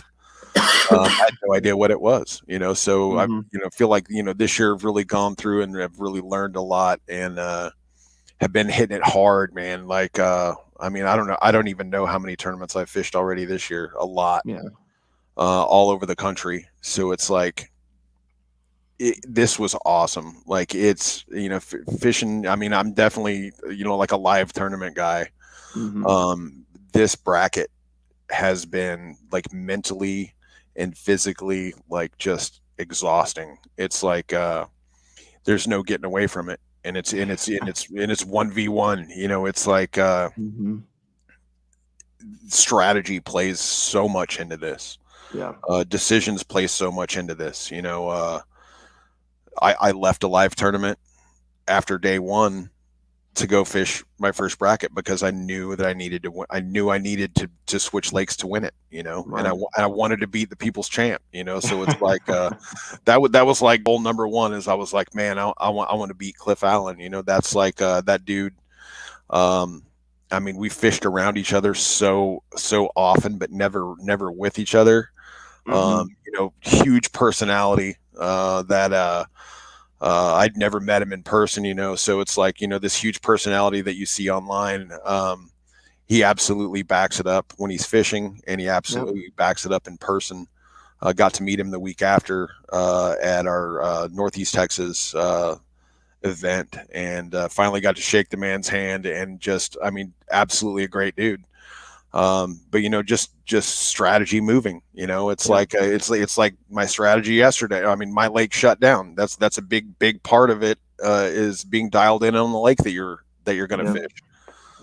You cannot take that for granted. It's like if you need to move, you need to move. It's like I think yesterday I made the wrong choice.